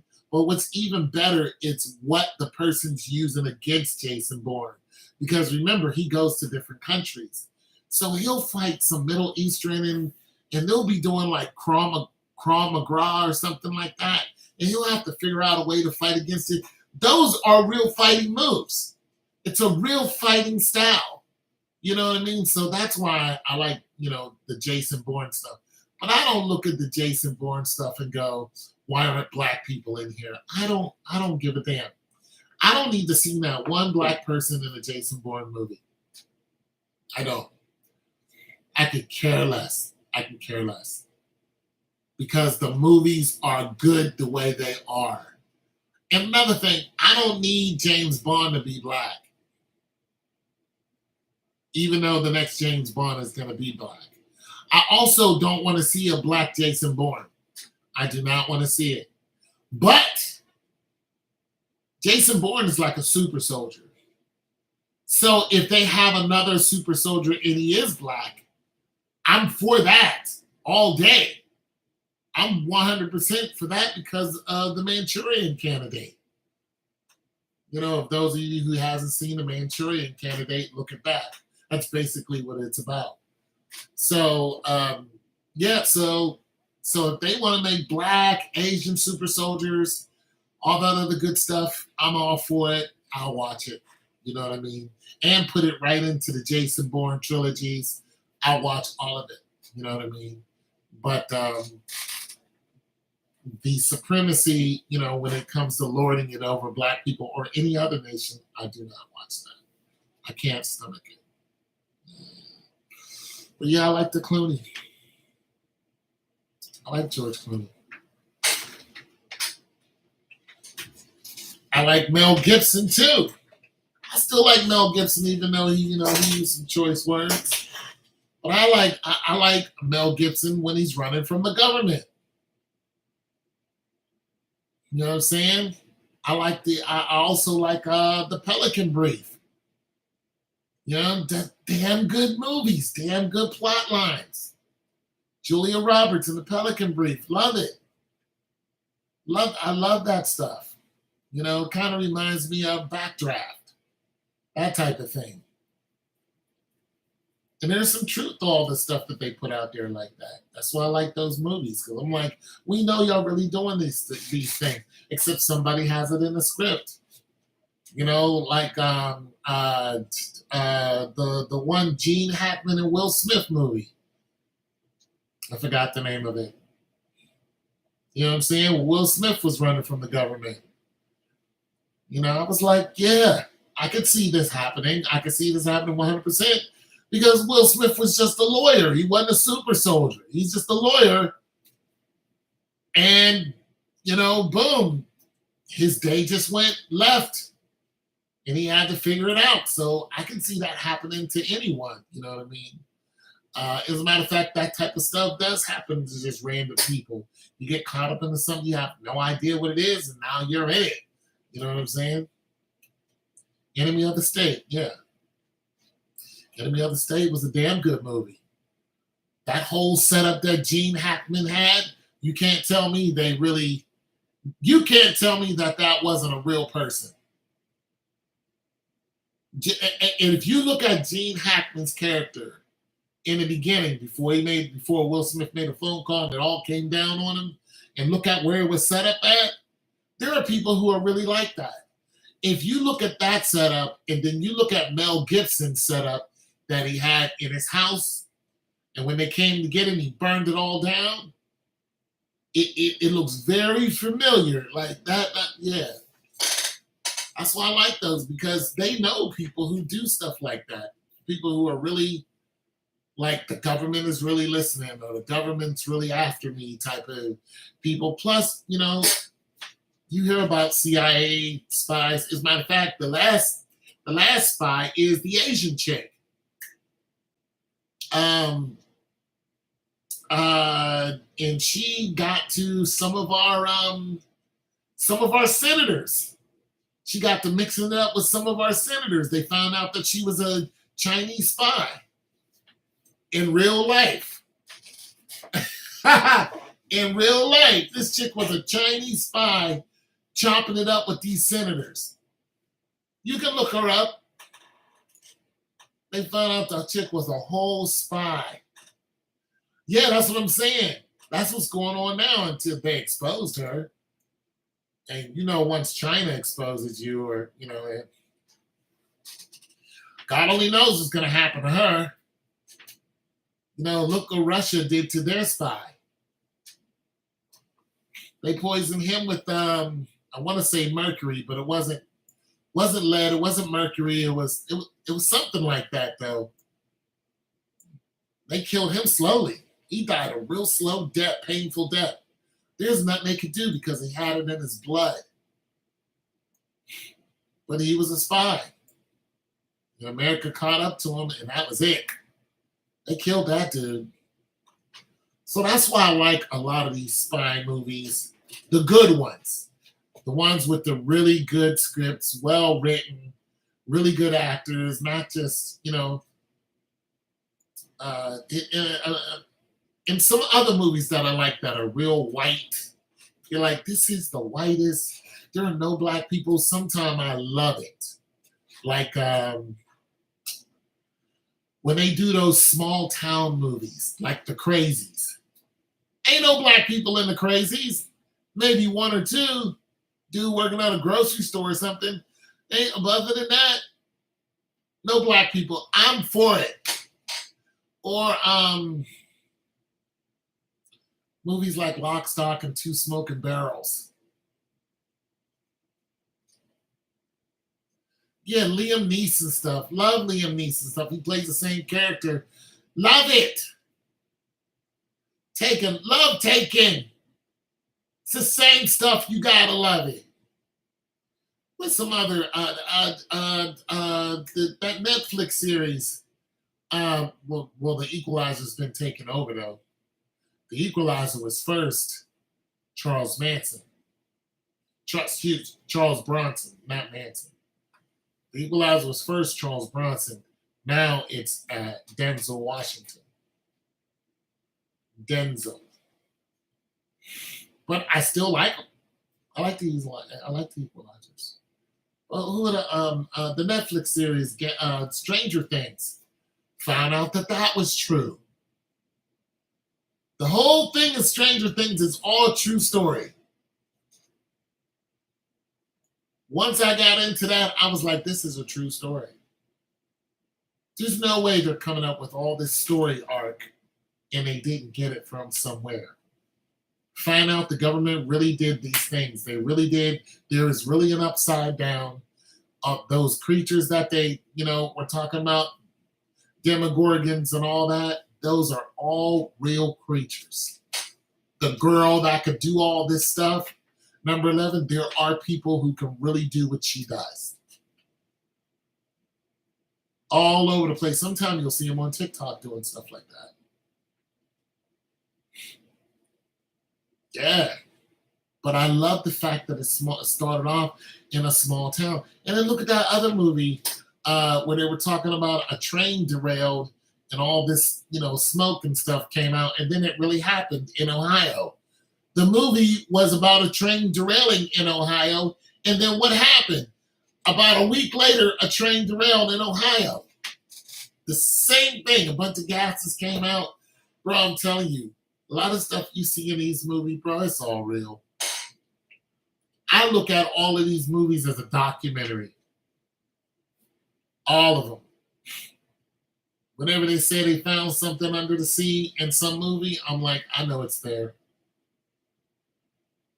Especially if the story is too good. If it's just, like I'm watching right now, I'm going through another series called The Fringe. It's just called Fringe. But I'm looking at it and I was like, okay, what's it about? It's about a bunch of events that are happening And they're basically a bunch of scientifical events where people are losing their life, but science has to figure out what they are. So I'm like a kid in a candy store watching that. You know what I mean? I'm loving it. All I got government agencies are all involved. They need to figure out, they need to talk to doctors and scientists and find out how it's possible that these things can happen. And I'm like, I know all of these things are true. All of these things. I'm not able to do any of them, but I know that they're all true. This stuff is really out here. People do really die by these, crazy ways. One of the things that happened is this guy was able to draw pictures of events that were about to happen. He thought the devil was talking to him because he would hear these voices in his head all of a sudden. So he started drawing out what he heard. And it was always a catastrophic event that was about to happen, even if it was to one person. Turns out that there's some clandestine agency that had all of these events. They would make all of these strange things happen because they called it the pattern. They had, this has to happen, and this has to happen. And he was listening to it, and he thought it was spirits talking to him. Turns out it was a real person. What had happened to him was he had an experiment done on him 20 years ago by a scientist, and they elevated his ability to basically they made him a walkie-talkie. So he's able to hear people, if you're talking on your cell phone on a particular frequency, he can hear everything you say. And it just goes right into his brain because of whatever they did to him. So he would hear these people talking on these particular frequencies, and he could hear them verbatim. And so they figured out who he was. And, he's like, I don't know what's going on. Well, they said, well, we think this is going on with you. So they tapped into his brain, and then they end up catching a bad guy. I'm like, that's a real person right there. There's people who can really do stuff like that. You know what I mean? So, just saying. I'm just saying why I like some stuff and why I don't like some stuff. Like the leader is always the white dude. Okay.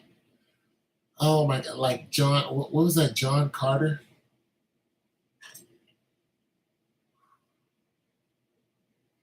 What was it? Year 10,000 or something like that? What was John Carter? Year 10,000? You want to know how stupid that movie was? They lost so much money doing that damn movie.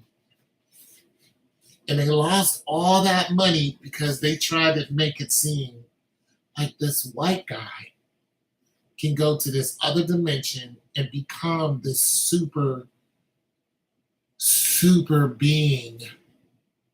And then all of a sudden, all of the black tribes who've been living there all of their lives for centuries on end, they all had to follow this white dude.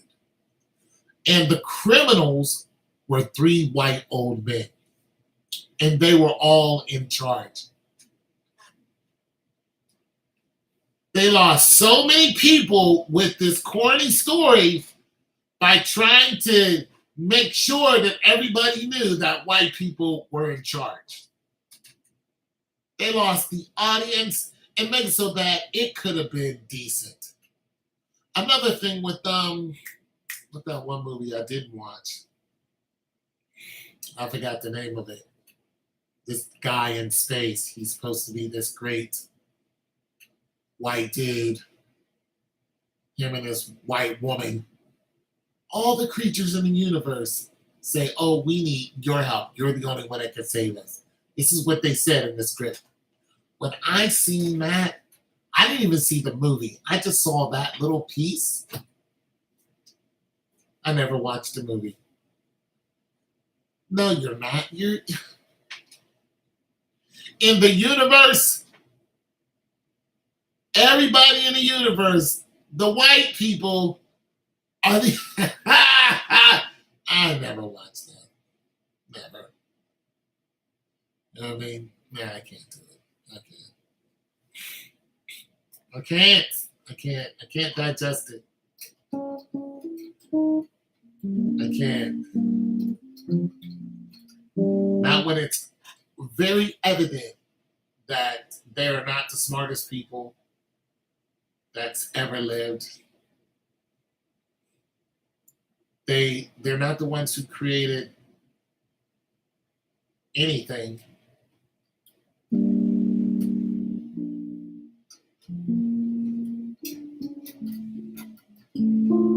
They're just claiming they are.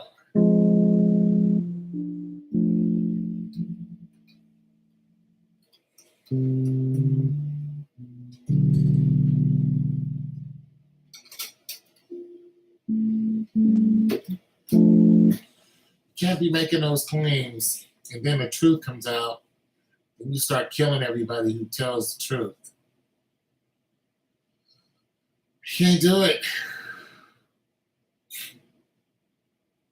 I'm still mad Dr. Sebi died. I'm pissed off that you killed him. I wanted to see how long Dr. Sebi was going to live.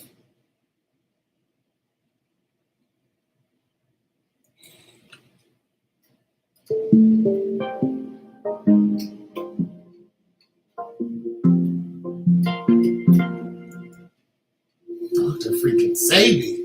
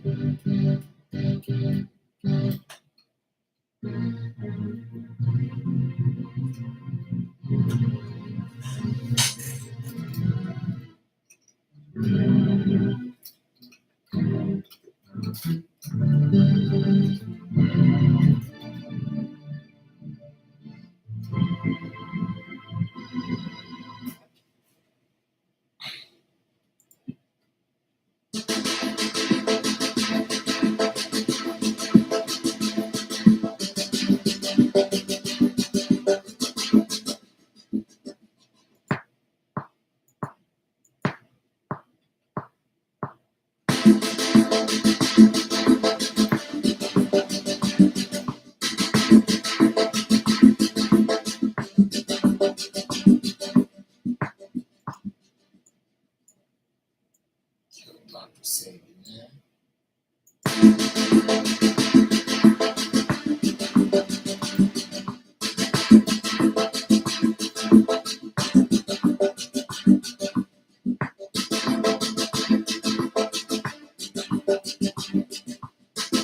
Yeah.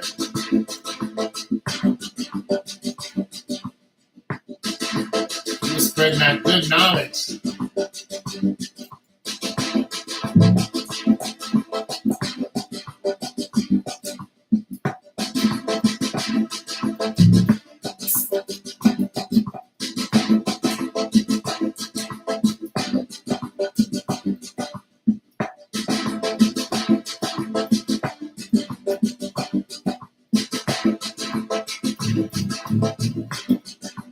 He had that good knowledge.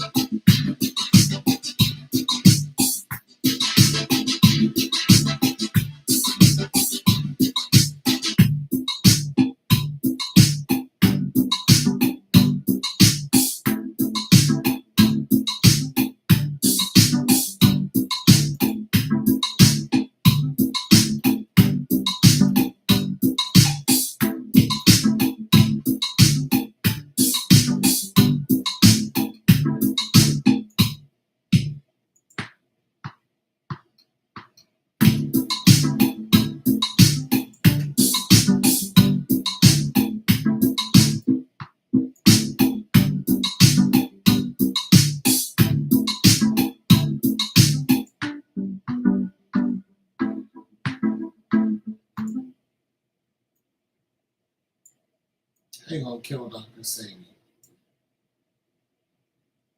Bastard.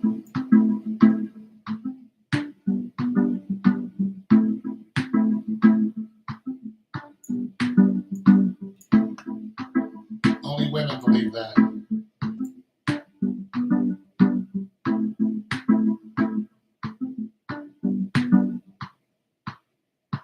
Only women believe that.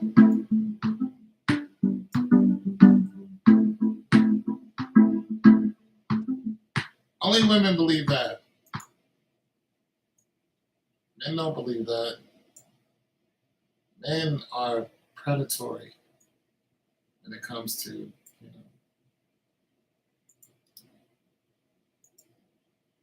you gotta, you just sit and wait. You may think we're your friend.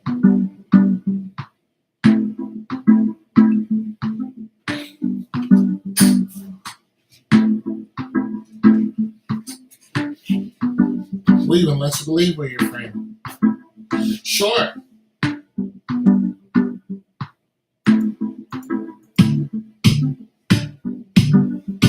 We're your friend.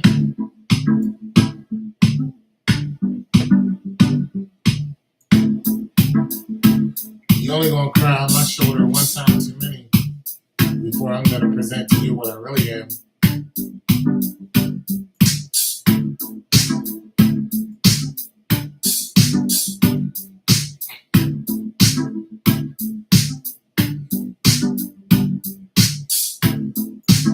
to be a benefit in there for me somewhere. Something. I get some food out of you, something.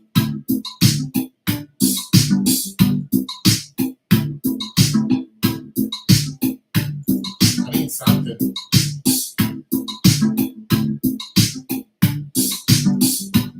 Where we are. We're going to get something out of you.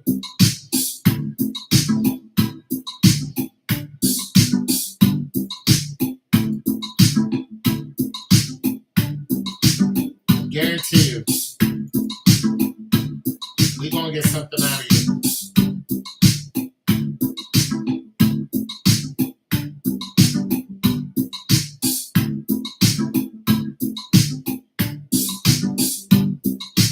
I don't know.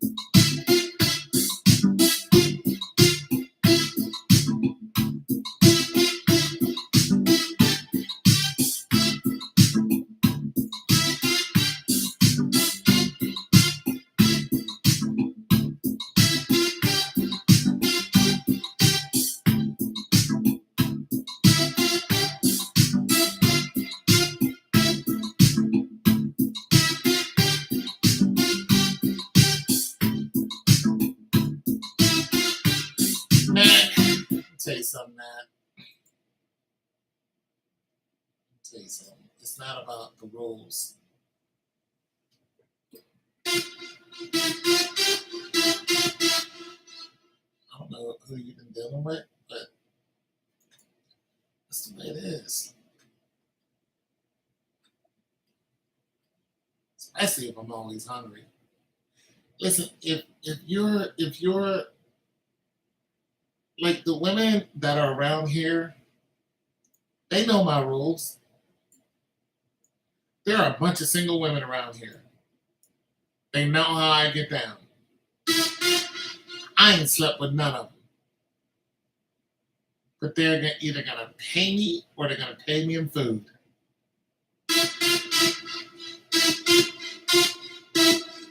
One or the other.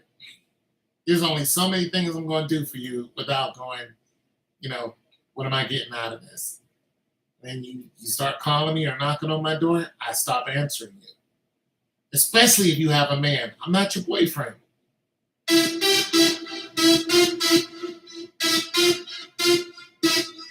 Especially if you got a dude. You're not going to keep. Eventually, I'm just going to be like, no, I'm good. What's wrong with you? What's wrong with me is I'm not getting nothing out of this.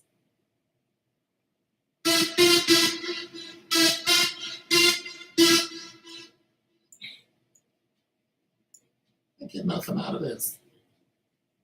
And you got a dude, I'm helping him out? You got me messed up.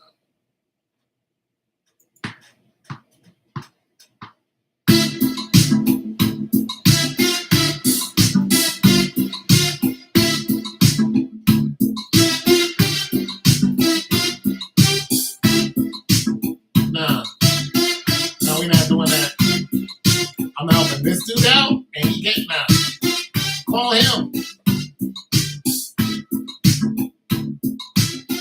I'm going through that one of my neighbors now. Every time I do that around, she'll call me. You know what I mean? She messed up because she called me, asked me to do something, and then lied to me. Once I saw it was a lie, that was it.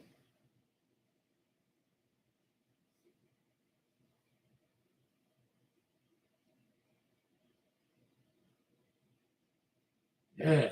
She shouldn't have lied to me. She should have just told me the truth.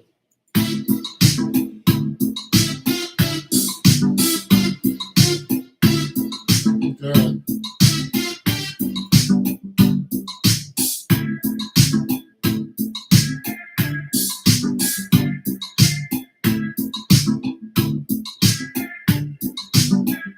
Yeah.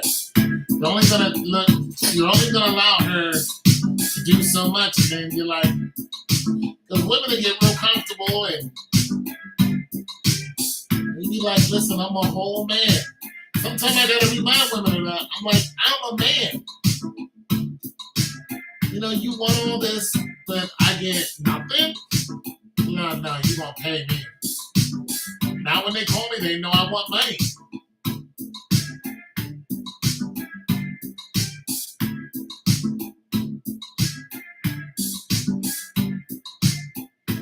Because he's a guy. He knows. Women will use you up and make you look like a complete simp. But the minute you're just like, no, I'm not doing this.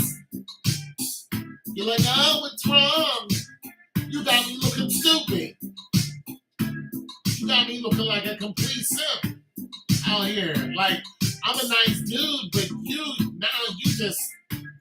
you took it there. Hell no, I'm not doing it. Nah, I gotta go.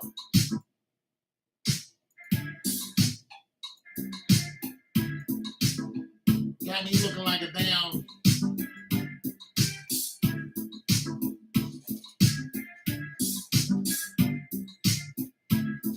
Got me looking like a complete idiot. Women will do you just like that. You're just like, nah, bro, I can't. Like this one guy. This dude. He's like, am I heartless because this woman who I've been after ever since high school, we kept in contact, but she ain't want nothing to do with me. She ran out and got 2 kids. And now she can't pay her rent. And she called me yesterday talking about something. Can her and her 2 kids come over and stay with me? Am I wrong for saying absolutely not? And I'm like, hell no, you're not wrong. Because if they get in your house, you can't get them out legally. Nah. What you do is you give her the number to the shelter. She tried to argue with him about it. But she ain't give him no loving. She's been ignoring him since high school. And you got 2 kids that none of them are his.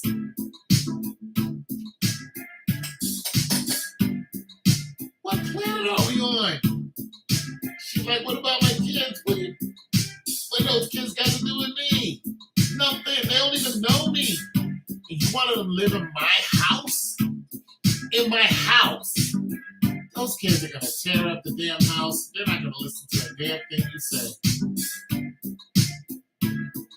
They're not going to listen to nothing. I was walking down the street the other day. This little boy. Hard the way I'm trying to tell her. Natalie is naive. She don't get it. And you know what? You are beautiful just the way you are, Natalie.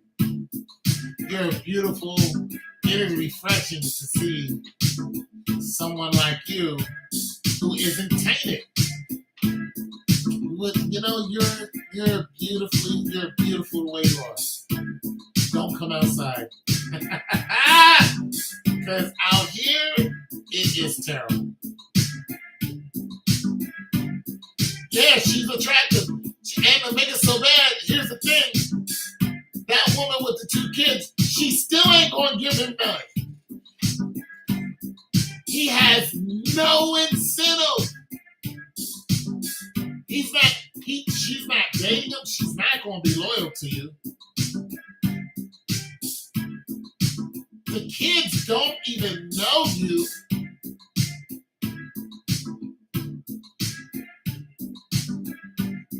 Yeah.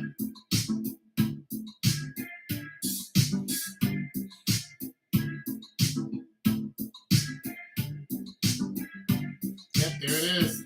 The woman they can't have. The kids don't know you. She's not like she's offering you money. She didn't offer him money.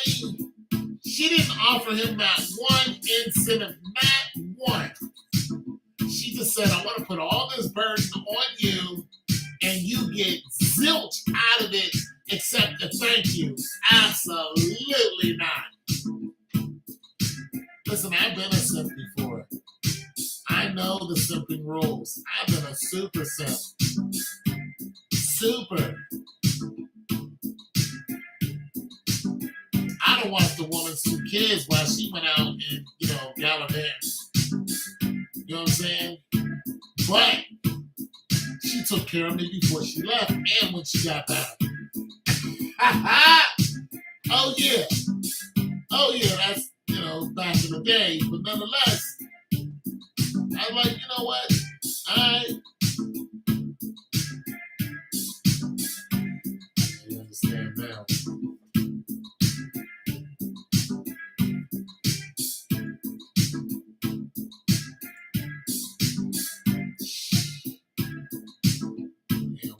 Boy, they'll use your ass up.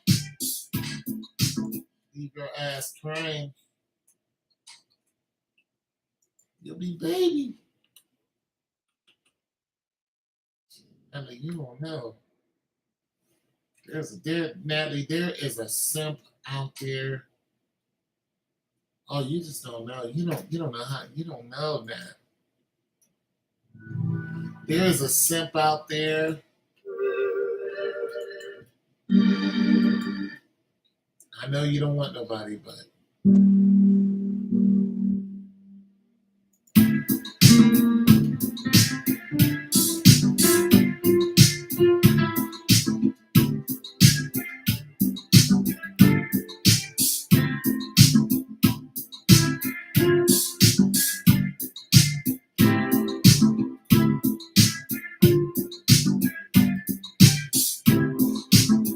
there is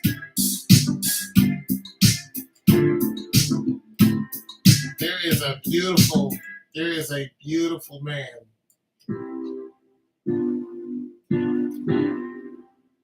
There's a beautiful man out there for you, Matt.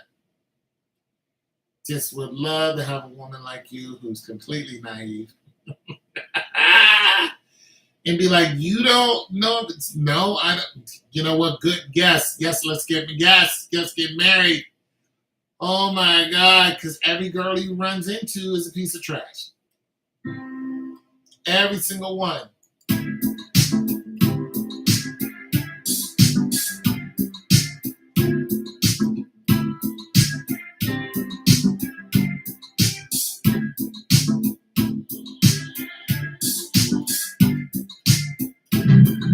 Every single one he knows.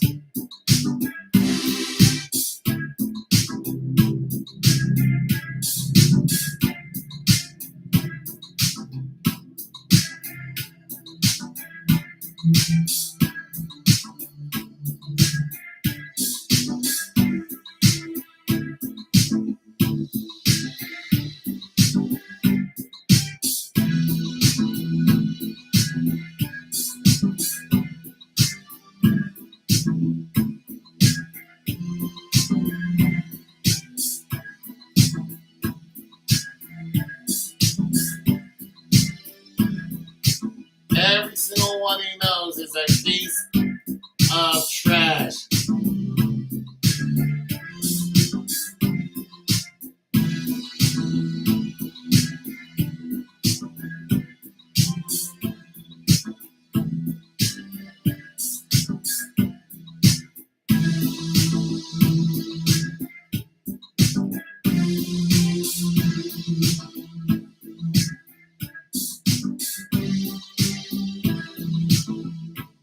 single girl you know? It's crazy.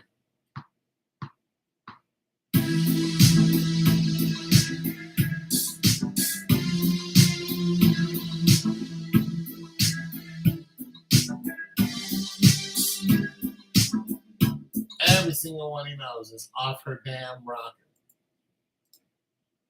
It's like, I can't do this anymore. I'm trying to tell you, you're valuable.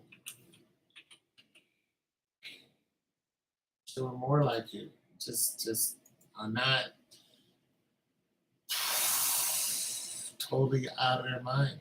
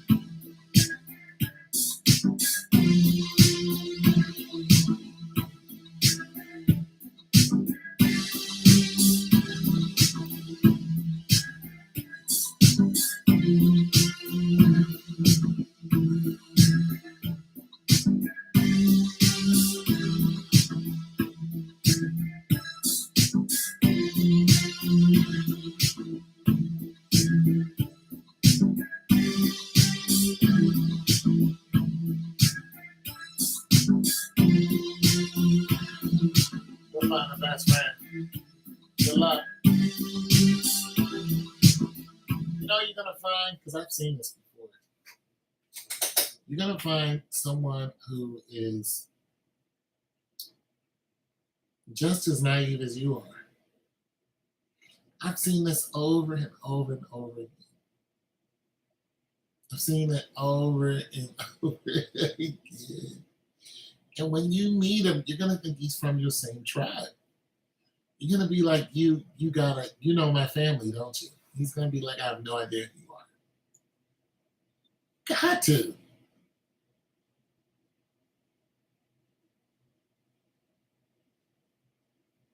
Yeah, she's gonna find somebody who moves to that same beat. And then it's gonna be on from there. I'm trying to tell you.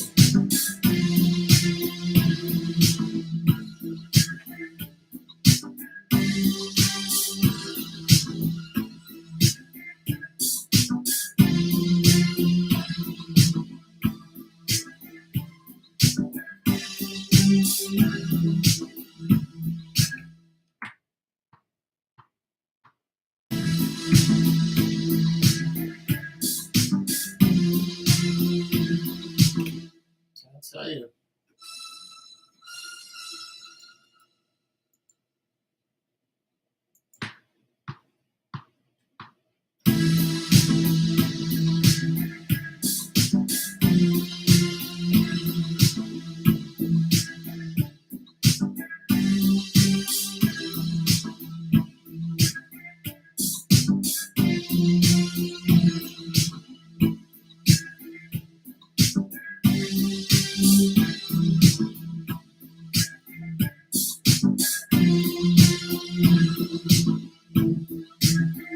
You two are so corny.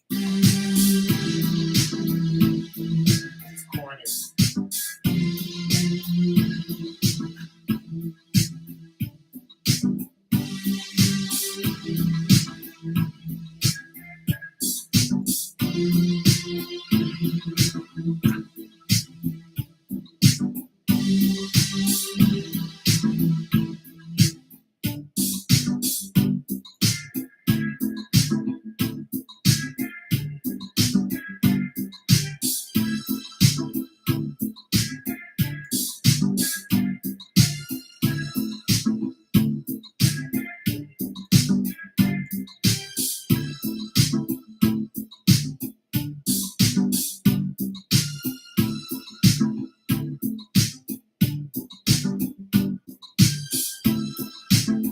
stop calling you naive.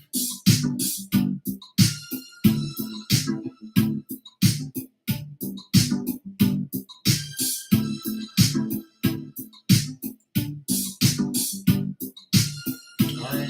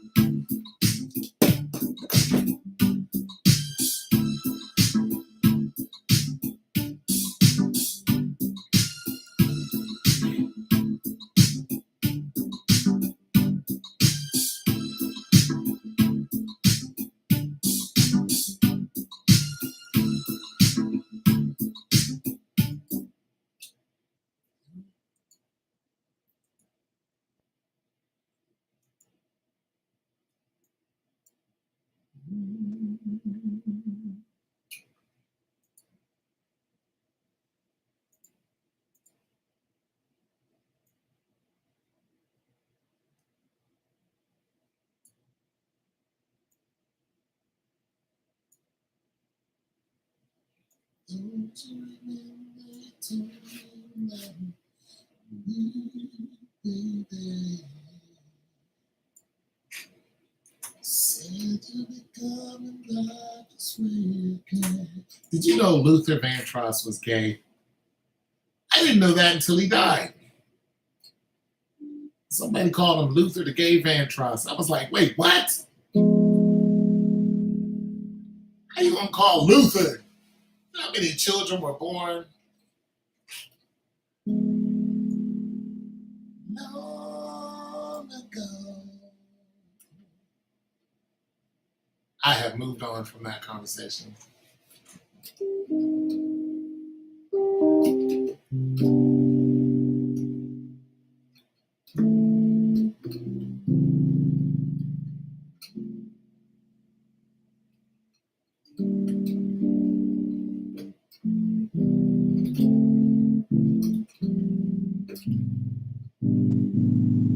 That one.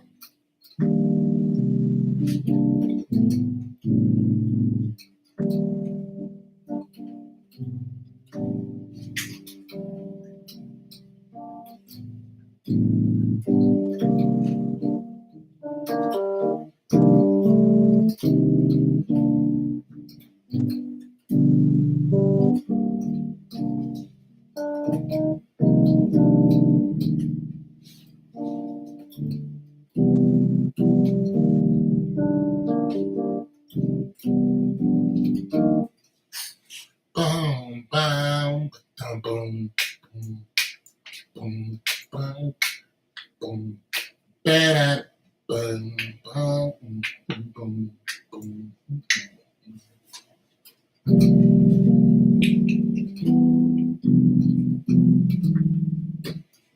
So,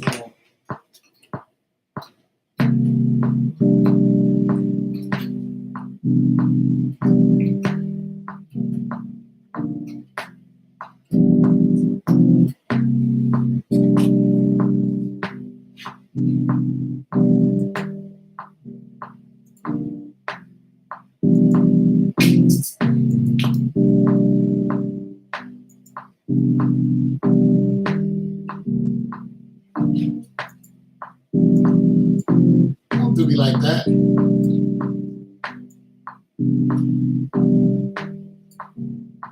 Okay, got you.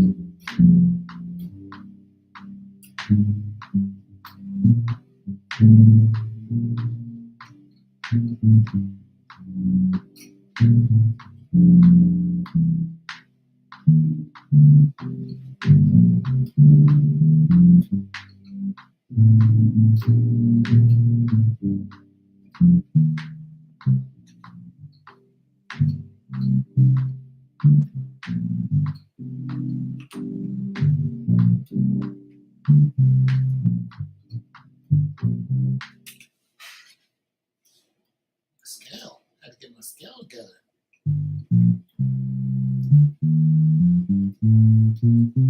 Didn't expect that. All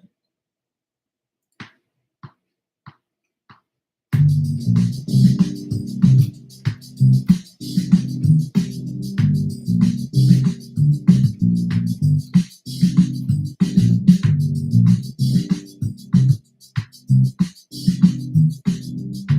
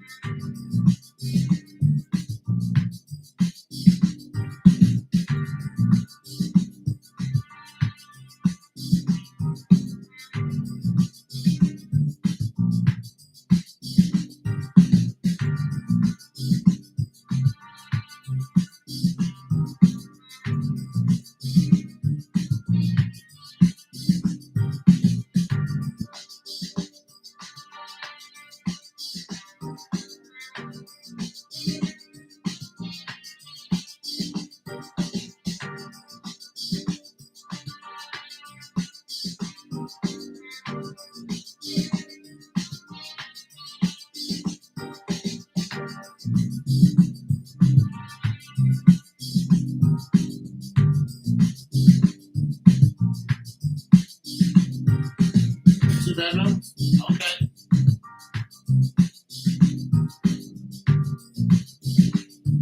Awesome sauce. Nice little spizz up.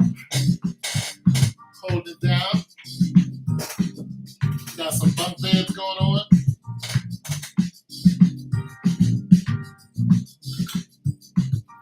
I had bunk beds when I was a kid. I like bunk beds.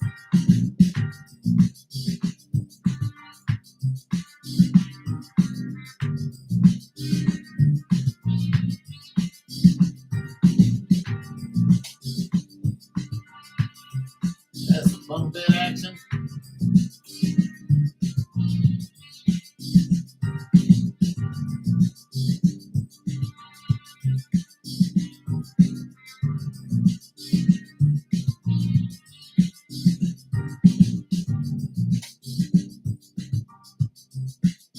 I like this little jam. I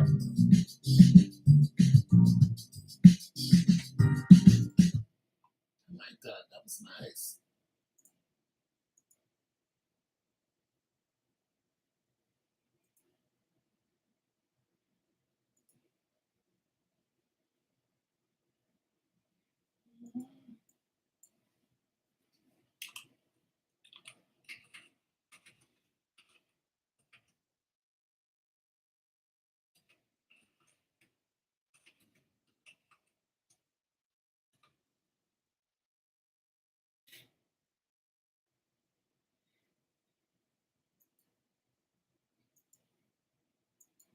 What you ask him? Did he like Three Dog Night?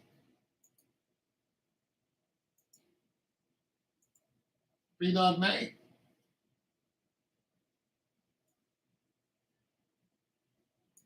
What you know about Three Dog Night? Is that what you asked him?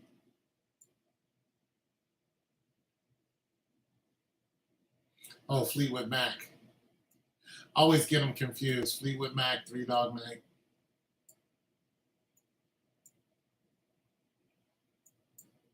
Yeah, Fleetwood Mac, love Fleetwood Mac. It's only fair that you should play the way you feel it.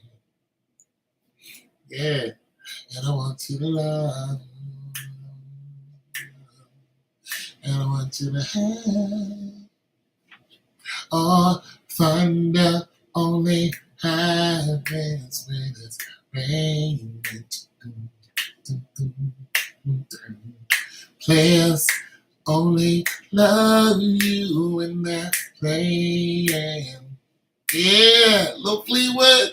Oh, women, they will come and they will go.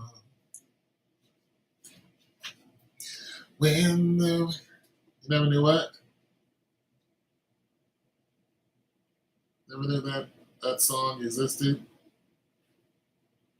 When the rain washes away, you'll know. You will know. Oh,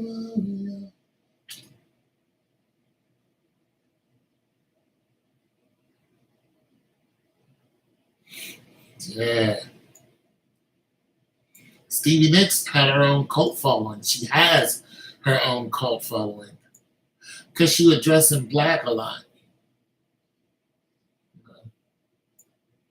She came out with her own album. Stevie is always, people start calling her a witch because they thought Stevie was magical.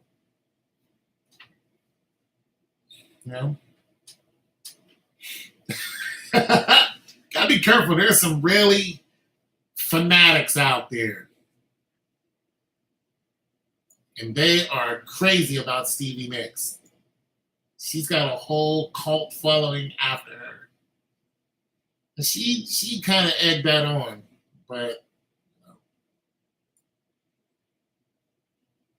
when the rain washes away, you know. You will know. Oh. I like them, Mamas and the Papas, and All the leaves are brown and the leaves are red. They just wrote really, really well. But of course, they were high as hell when they wrote those songs. They were all coked out, just like Janis Joplin. Janis Joplin got that voice from drinking. That's also how she died. She got her voice because her throat was going, and she died from cancer. A lot of those guys are coked out of their head. The Beatles wrote all those songs off of LSD. We all live in a yellow submarine, and we're on LSD. LSD, Lucy in the Sky with Diamonds. LSD. Lucy in the sky with diamonds. Like, what are you talking about? LSD. They were all tripping balls and writing these great songs. Elvis was stealing his songs, stealing them off of black people because he knew that they couldn't file for copyrights. So he would, go to the bar and these dives and and listen to, black people. That's where Hound Dog came from. It came off a real fat black woman. You ain't nothing but a hound dog. He just took it and ran with it because she couldn't file for copyrights. So he's like, only thing a black person can do for me is shine my shoes. Oh, Elvis Pretzel. I want for the money, two for the show. Now don't you steal my blue suede shoe. Yeah, a lot of that rock and roll came from, old Chuck Berry. Chuck Berry been doing it. Little Richard. Oh, good golly, Miss Molly. Fats Dominoes. I found my thrill on Blueberry Hill. People still listening to that music.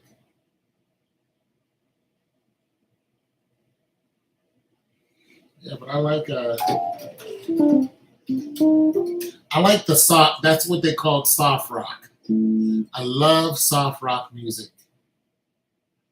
I was all into Cat Stevens and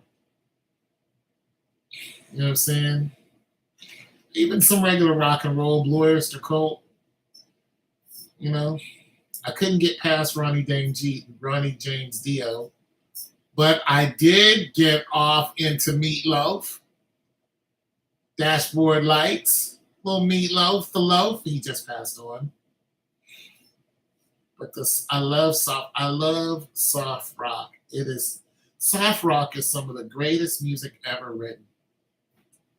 It is just beautiful songwriter music. It's just, if only you believe like I believe, baby, like I believe, we'll get by. If only you believe in miracles, baby, and miracles. So only you believe. Man, it's just the greatest music coming out of the 80s. Just love soft rock. And I love white soft rock. Like, there's some black people singing it, but those white people, when they got a hold of soft rock, they really made it their own. I love white soft rock music because the stuff they wrote about was so abstract to me. It was, they painted really, really beautiful pictures with their words. I said, Brandy, you're a fine girl, just as fine as you can be. This was a man who was a sailor. He was talking to a young lady that wanted to marry him, but he was saying, look, you're a fine girl, just as fine as you can be, but my heart belongs to the sea. And he jumped on his boat and he left. He jumped on his boat and he got out of there. He was like, yeah, you're a fine woman, but he's like, I know what's going to happen if I marry you. Where are you going? Why do you got to be out there that long? What? He's like, no, you're a fine girl, but I have one woman in my life, and that is the sea. And he got on his boat and went to see his woman, and that was it. And they made it like a happy song, but it was one of the saddest songs because he left that woman. But he told her, look, I belong to the sea, because they know how women do when it comes to sailors. They're always worried about them going out. It's like, no, I'm not going through that. I'm going to go to, what I love. And, if they died out there, that's where they died. And a lot of them died out there. In the deep blue, by themselves, no wife, no kids. But they died doing what they loved. There's a lot of songs written by the sea. There's songs written by people dying in the sea. The Ella Fitzgerald was written about a boat that was called the Ella Fitzgerald. And it died in shallow water. It was a ferry boat. It had, I think, a 6-man crew. And it was crossing, it was called the Edmund Fitzgerald, excuse me. If you look it up, you'll see the tragic story of the Edmund Fitzgerald. But the song was made popular by Gordon Lightfoot. The Edmund Fitzgerald. And he talked about the whole and how it went down and everything. And, we're sitting there singing these songs and whatnot. Had no idea that people really died. No idea until I looked it up. And you can look it up. You can Google it. And it'll say the Edmund Fitzgerald. It got caught in a storm in one of the Great Lakes. And the water wasn't that deep either. But when the storm hit and the swells hit, it knocked off something on the side of the ship, a cap, and that cap started taking on water. And once it took on water, that was it for the Edmund Fitzgerald. And the whole crew died. Everyone drowned. Terrible. But that's why I love soft rock, because they painted some of the best pictures. And a lot of them were true stories. And you know what I'm saying? It's just a great time to listen to songwriters. Jim Croce and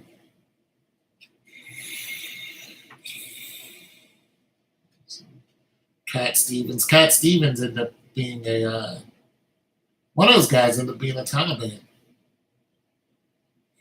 They went and fought for the Taliban against us.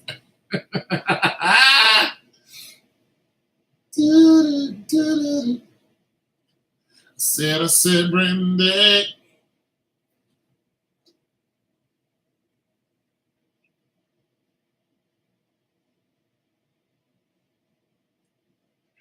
I'm burning up, burning for you. Blue Oyster Cult. Don't Fear the Reaper. People still play that music. I'm burning up, burning for you. Yeah, man. Yeah, do you listen to soft rock, Matt?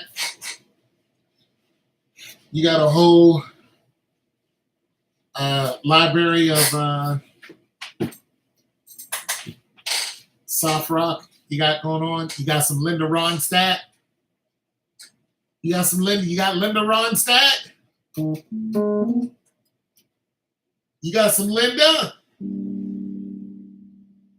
You ain't got no Linda Ronstadt?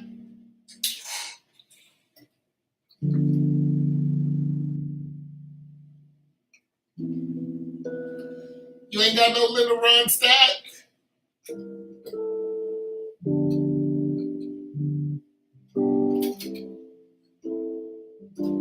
Three Dog Night. Mamas and the Papas. All the leaves are brown, the leaves are brown, and the sky is gray, and the sky is gray. No! On a winter's day, you know the preacher like to talk. He thinks I'm gonna stay. California dreaming on such a winter's day. Stepped into a church. Hey, they was jamming along the way. Bang, bang, got down on my knees. That three-part harmony that kicked in. And I began to pray. I began to pray.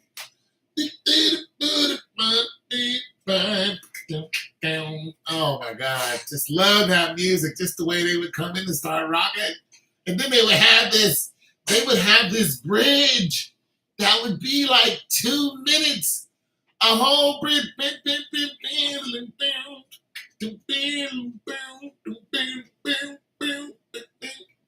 You know, there are actually some songs that go on 10 minutes. Meatloaf did it. Prince did it. Prince actually did 2 songs that one song continued into another song. Yeah, they would do this. They would have these long jam sessions. Also, The Doors did it too.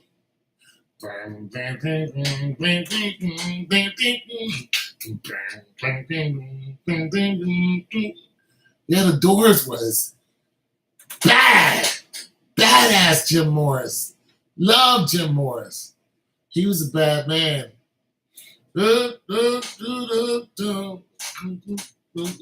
Loved Jim Morris. I see a red door and I want to paint it black. I feel smiling face. I mean, Jim, why? Why, Jim? Why? Why'd you leave us? He left us with all that talent. Just left. I just don't understand how these guys leave us at the height of their careers. They abandoned us to silence.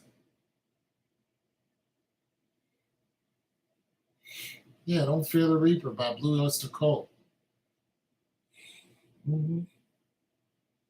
Just love soft rock. Jim Morrison actually pulled his penis out on stage. The cops tried to arrest him. I really like Jim Morrison. Well, The Doors because they use an organ. They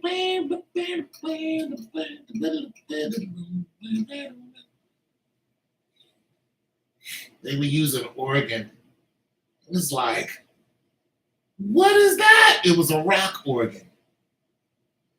I'm like, wait a minute, a rock organ? You guys are, you know how good of a musician you gotta be to play a rock organ?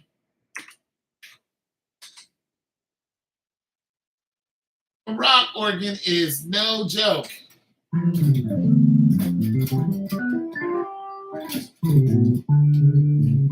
Trying to put this thing to a beat, adding a bridge, adding a 4/4 to it. This is no joke. To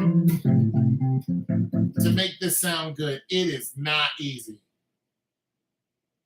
And they were in the upper, they were up here doing it.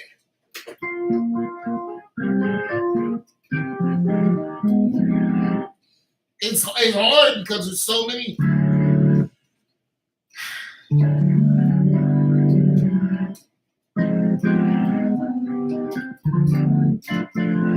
It's just hard because there's so much noise to it.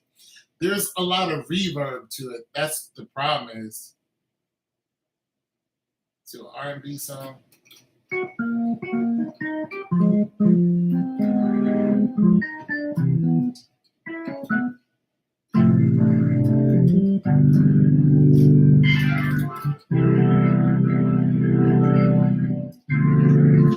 Very tough. Very tough. You really have to get into your mnemonics, and you just need to know what you're doing to make it. Plus, you gotta have your pedals. You just need to know your stuff if you're gonna rock with an organ, because they're no joke. Do, do, do, do, do, do.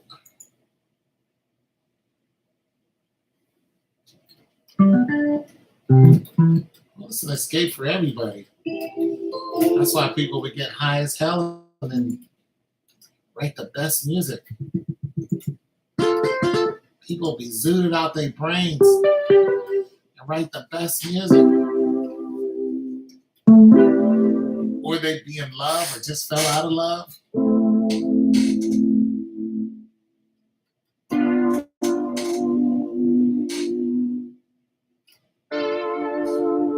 Or they have an experience that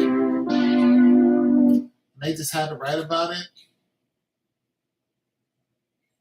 You know what I'm saying?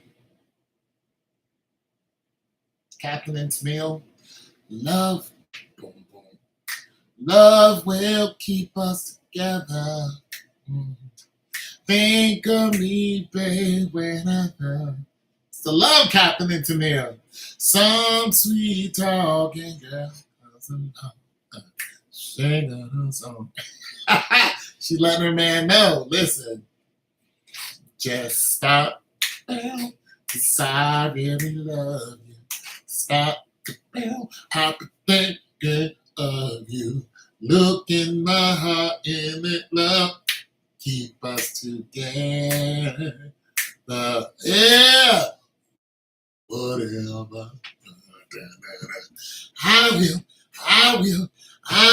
I will be there for you whenever. Yeah, Captain Internet. Y'all don't know about that. I'm showing my age. My bad. See this? See that? That is something that was written in the 80s. This is a that just that.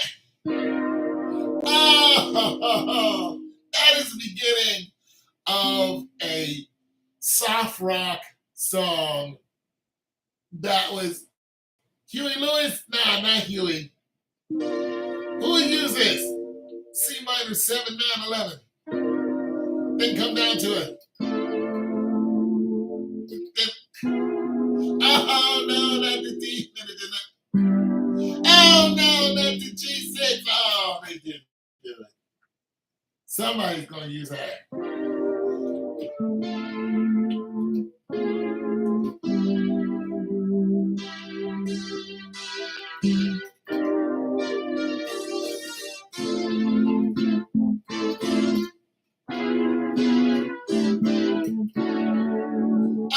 Oh no.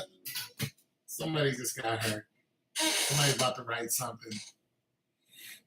Somebody's about to get on there.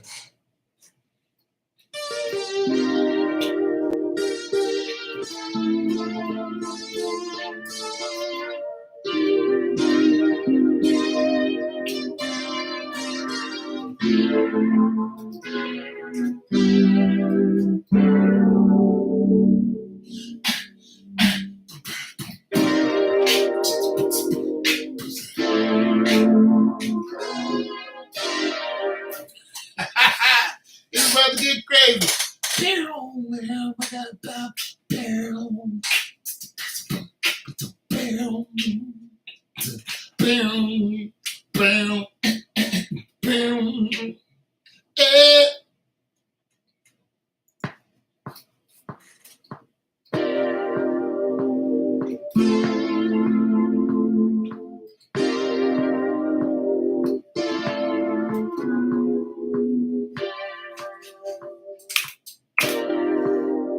Yeah. Somebody got their heart broke. I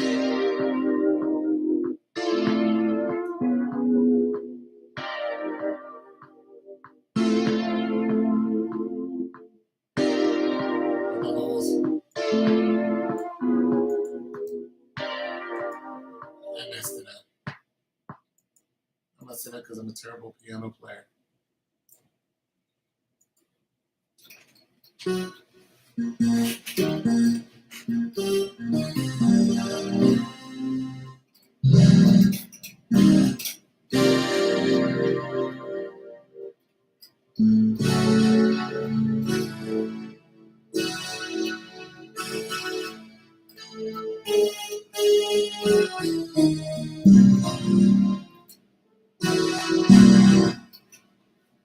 your little piano player? Let me put something down real quick. Oh, this was a classic. This was a classic that black people used.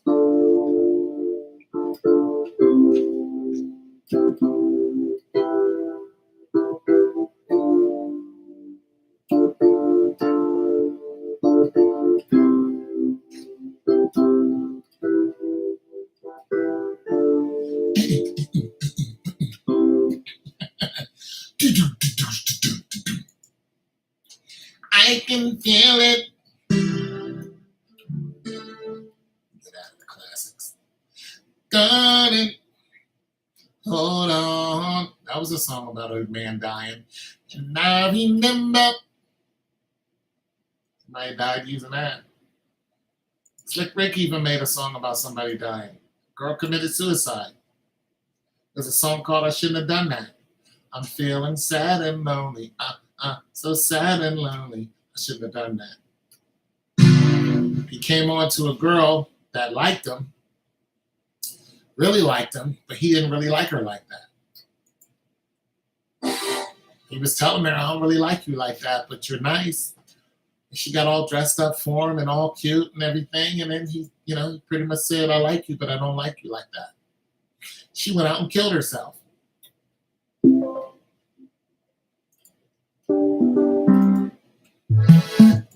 And listen to it.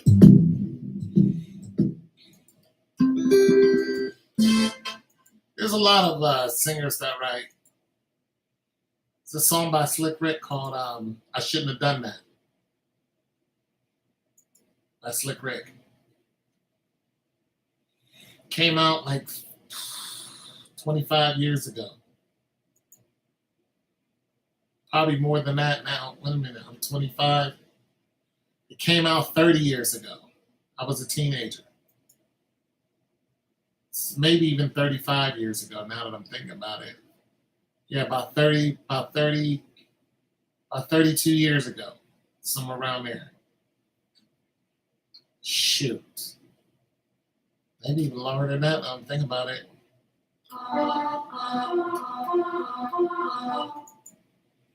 Maybe longer than that. Yeah, it's 1991. Yeah.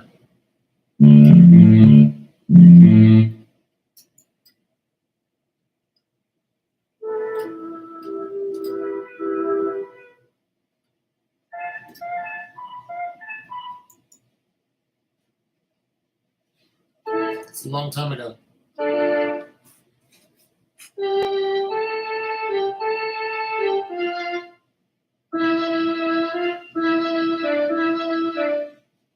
Rappers just use that.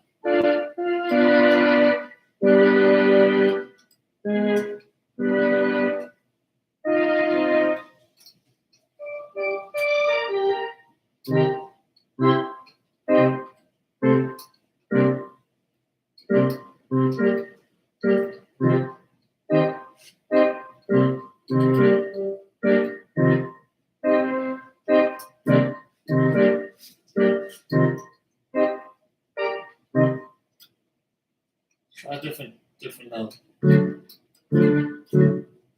See how warm that is?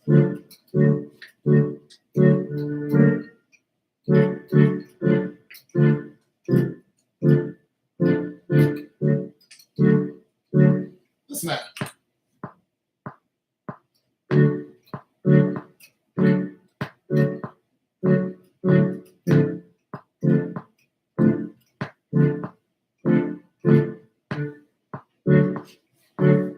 I didn't get the first one.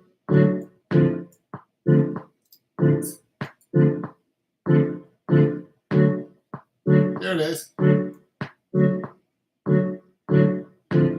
Very sad song.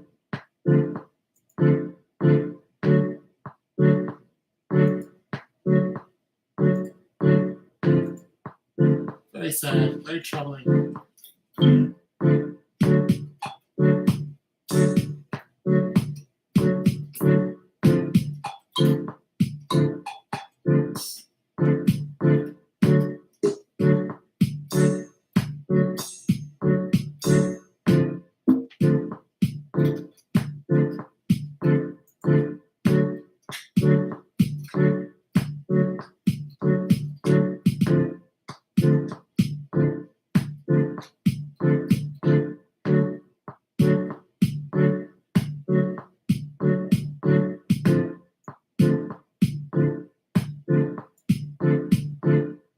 Good night.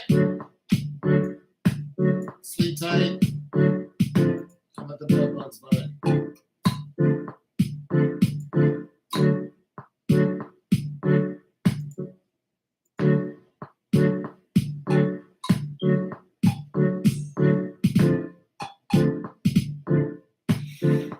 Don't let the bed bugs bite.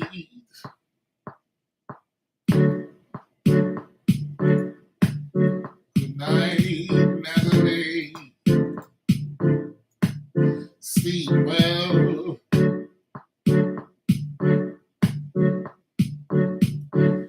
That's because you've been having bad dreams.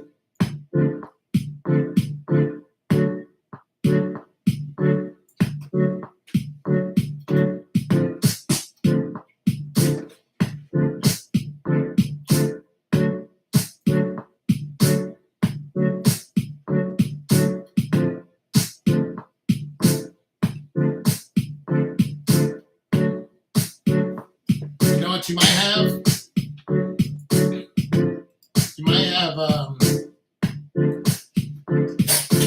so when I don't exercise, when I don't do any exercise for a while, I don't sleep right. Got too much energy built up. I need to do something with it. You might have that issue.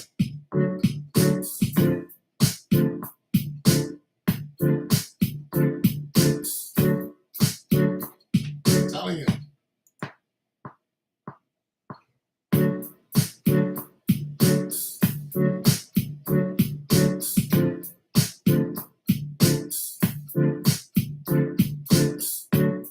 You might have that issue. You'd be surprised. The body always wants to go. The body is meant to move constantly.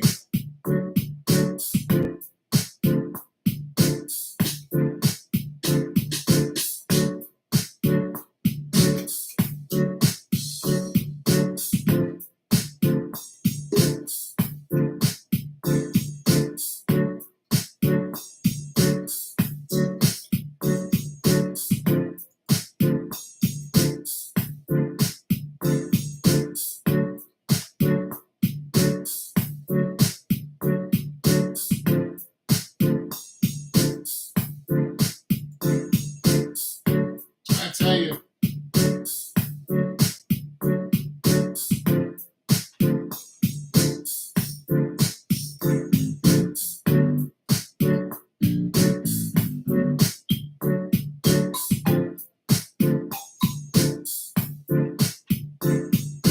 The body always wants to move. Always.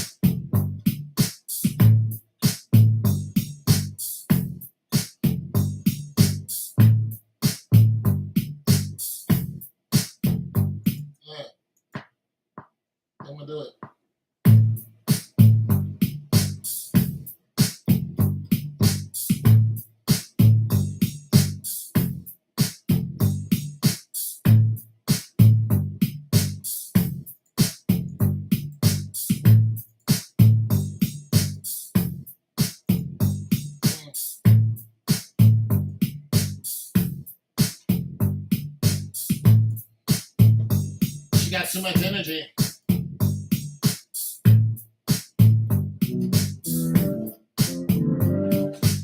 She doesn't believe it because she's not feeling well. I'm telling you, eat some ramen noodles. 1 pack of ramen. Eat 1 pack of ramen.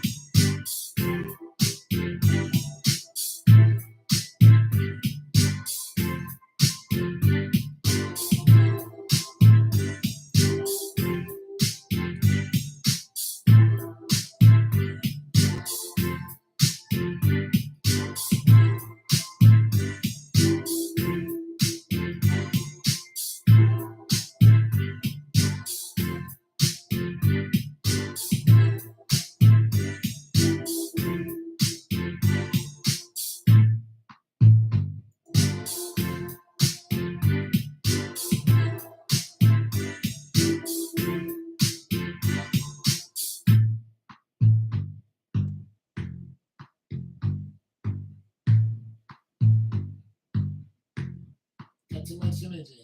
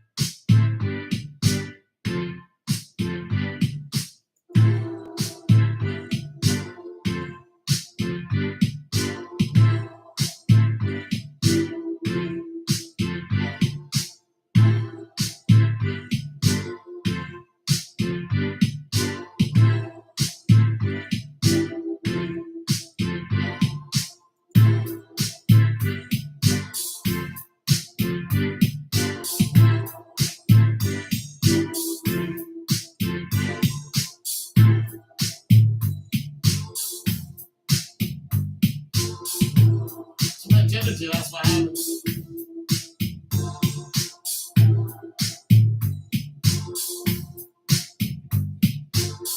You're just having bad dreams. You should pray about that. Yeah, you can pray for your bad dreams. In Jesus' name, make your bad dreams go away. Yeah, in Jesus' name. Yeah, cast the bad dreams aside.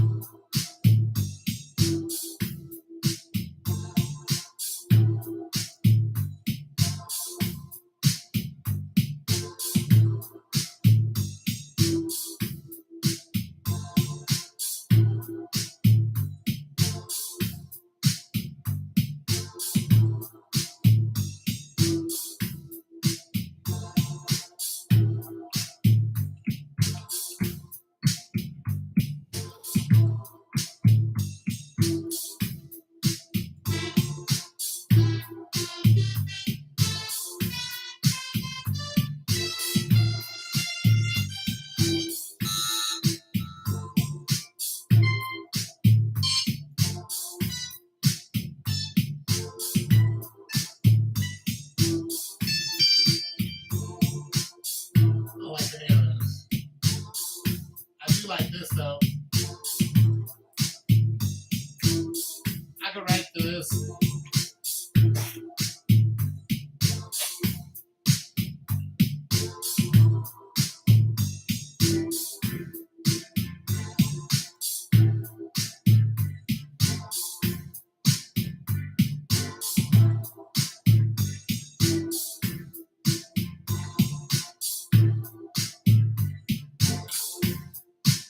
Need to work out.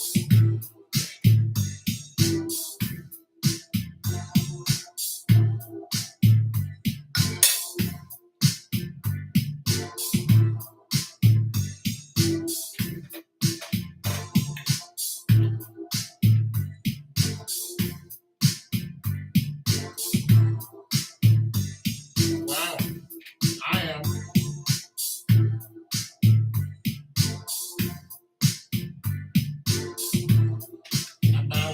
Kick my ass.